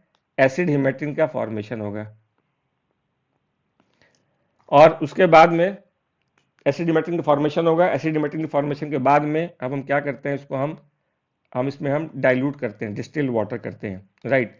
तो हम distil water drop by drop हम ऐड करते हैं, ड्रॉप बाय ड्रॉप हम डिस्टिल वाटर ऐड करते हैं, और बाद में हम वी मैच द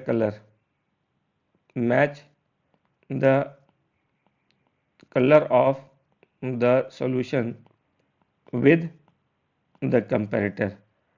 तो इस कंपैरेटर से हम मैच करते हैं। तो यहाँ पे आप देखोगे कि ये जो रॉड दिए हुए हैं तो इसको हम बोलते हैं कंपेयरिंग रॉड्स बोलते हैं हम इसको। तो ये इस कंपेयरिंग रॉड्स बोलते हैं इसको हम। अब यहाँ पे हम ये जो टेस्ट ट्यूब होता है अपना टेस्ट ट्यूब हम रखते हैं यहाँ पे इस तरीके से। तो ये टेस्ट ट्यूब को हम इसमें डाल के रखते हैं, और टेस्ट ट्यूब में जो सॉल्यूशन होता है तो इस सॉल्यूशन को हम कलर मैच करते हैं। तो ये सॉल्यूशन किससे बनाया हमने, ब्लड का सैंपल लिया, उसमें n/10 HCl डाला, तो ये सॉल्यूशन बन गया ये। अब इस सॉल्यूशन का जो हम कलर होता है इसके साथ इस कंपेरेटर से मैच करते हैं, कंपेयरिंग रॉड से हम मैच करते हैं। जब कलर मैच होता है तो हम ये हीमोग्लोबिन को एस्टिमेट करते हैं, राइट। तो कौन सा प्रिंसिपल लगा यहाँ पे, किसमें बनाया हमने, एसिड हिमैटिन के लिए बनाया है। तो ये सैलिज मेथड है, एसिड हिमैटिन का फॉर्मेशन करते हैं और हीमोग्लोबिन निकालते हैं, राइट। तो बहुत सिंपल क्वेश्चन अभी आया था INSIT में लास्ट एग्जाम के अंदर में। तो शोन apparatus estimation haemoglobin which principle we convert into the acid haematin में कन्वर्ट करते हैं, राइट। और यहाँ पे बता दो कौन सा मेथड है ये, सैलिज मेथड है ये for estimation of haemoglobin, right. उसके बाद next question, the correct match of the transporters with the substances carried by them in the blood। Again ये क्वेश्चन जो था ये INICET नवंबर 2022 में आया था, ये प्रीवियस INICET में क्वेश्चन आ चुका है ये।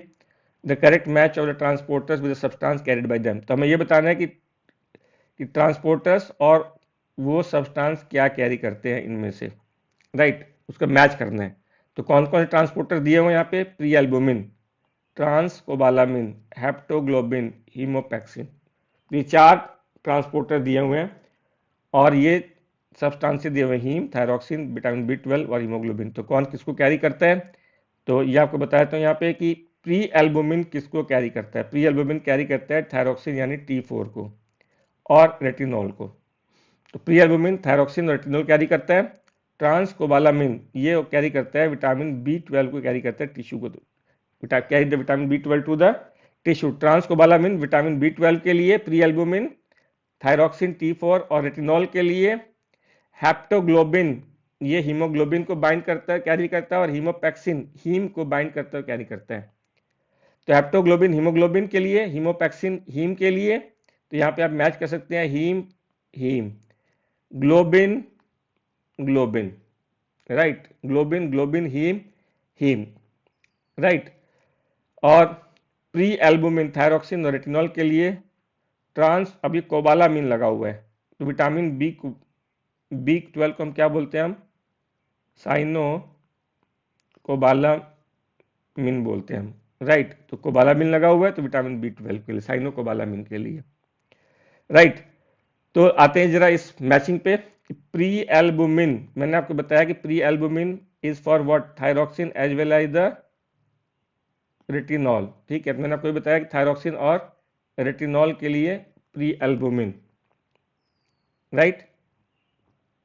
तो थायरॉक्सिन और रेटिनॉल के लिए प्री एल्बुमिन, तो 1 हो गया बी के लिए, 1 हो गया बी के लिए, राइट। यहाँ पे भी 1 बी के लिए दिया हुआ है। आगे देखते हैं ट्रांस कोबालामिन, अब ये कोबालामिन लगा हुआ है तो साइनो कोबालामिन कौन सा, विटामिन B12 के लिए, तो 2 हो गया सी के लिए, तो 2 हो गया सी के लिए, यहाँ पे सी दिया हुआ है। हेप्टोग्लोबिन, अब ये ग्लोबिन वर्ड है तो हमें लगाना है ग्लोबिन के साथ में, तो 3 के साथ कौन सा हो गया, डी, तो 3 के साथ कौन सा हुआ, डी।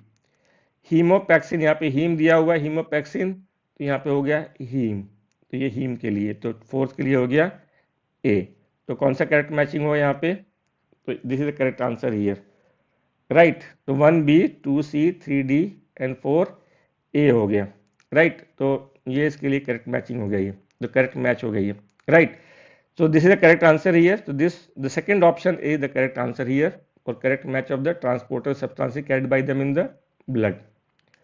उसके बाद आते हैं इस सेशन का last question, question number 30, on changing the posture from lying down to standing, मतलब लेटने के बाद से जब स्टैंडिंग करते हैं तो BP ड्रॉप्स बाय 10 mmHg, तो BP 10 mmHg कम हो गया immediately due to the activity of the baroreceptor. Baroreceptor ने क्या किया कि BP को रिकवर कर दिया, कितना, 8 mmHg रिकवर कर दिया।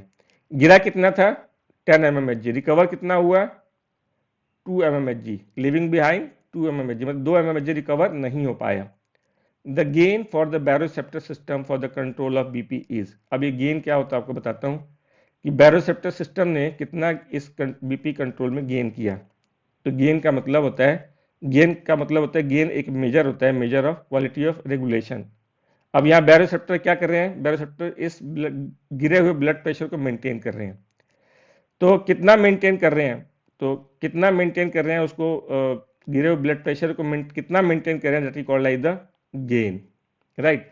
तो gain is it is a measure of quality of regulation, कितना कितना उसको रेगुलेट कर पाता है, राइट। गेन निकालते कैसे हम, कि करेक्शन अप्लाइड, कितना करेक्ट हुआ, राइट। करेक्शन अप्लाइड का मतलब कितना करेक्ट हुआ बीपी, यहाँ पे बीपी है तो बीपी बीपी की बोलेंगे हम लोग, करेक्शन कितना करेक्शन हुआ और कितना करेक्शन नहीं हो पाया, मतलब कितना रेसिडुअल चेंज रह गया। तो क्वेश्चन में कितना दिया होता है, बीपी कितना गिरा, 10 बग गिर गया, कितना रिकवर हुआ, 8 mmHg रिकवर हुआ। तो करेक्शन कितना किया इसने, 8 mmHg करेक्ट किया। लिविंग बिहाइंड 2 mmHg, ये 2 mmHg कवर रिकवर नहीं हो पाया, ठीक है। तो रेसिडुअल कितना चेंज रह गया, ये 2 mmHg रेसिडुअल चेंज रह गया। तो गेन कैसे निकालेंगे, गेन का फार्मूला होता है करेक्शन अप्लाइड, कितना करेक्शन हुआ, तो कितना करेक्शन हुआ, 8 mmHg रिकवर हो गया, यानी कि बैरोसेप्टर ने 8 mg को करेक्ट किया। तो 8 डिवाइडेड बाई रेसिडुअल चेंज, कितना कितना कवर नहीं हो पाया, तो 10 में से 8 तो रिकवर हो गया, 2 रिकवर नहीं हो पाया, तो कितना रेसिडुअल चेंज रह गया इसमें, 2। तो इन दोनों का रेशियो कितना आएगा, 8/2, यानी कि आएगा इसका आंसर 4, राइट। तो this is the gain here, gain will be the 4 here, right. तो let's look at the options here, 2, 4, 8, 10। तो आंसर क्या बनेगा हमारा, बी 4 बन गया यहाँ पे, ठीक है। तो 8 divided by 2 is equal to 4। BP गिरा 10, रिकवर हो गया 8, तो ये 8 रिकवर वाला हो गया। 2 mmHg रिकवर नहीं हो पाया, तो ये 8/2 4 आ गया इसका आंसर, राइट। तो you can find the similar question or more questions on the physiology on the page, Facebook page, its name is the physiology MCQ। तो Facebook पे फिजियोलॉजी MCQ का एक पेज है, जहाँ पे आप लोगों को ये एक लोगो दिखाई देगा, AKS physiology on the Facebook. तो you can find some more questions on this page, physiology MCQ on the Facebook। और आपको अगर कुछ और जो जो एग्जाम्स में आए हुए क्वेश्चन, ओरिजिनल क्वेश्चन आपको पढ़ने हैं with the explanation and the answer, तो you can buy this book conceptual physiology review. It is available on the Amazon, ज़्यादा प्राइस नहीं है इसका, you can order it from the Amazon also. और अगर आपको ये वीडियो अच्छा लगा होगा तो I you subscribe this my channel, और ये वीडियो अच्छा लगा तो you like this video, and thank you for watching this video. तो बहुत बहुत धन्यवाद वीडियो देखने के लिए।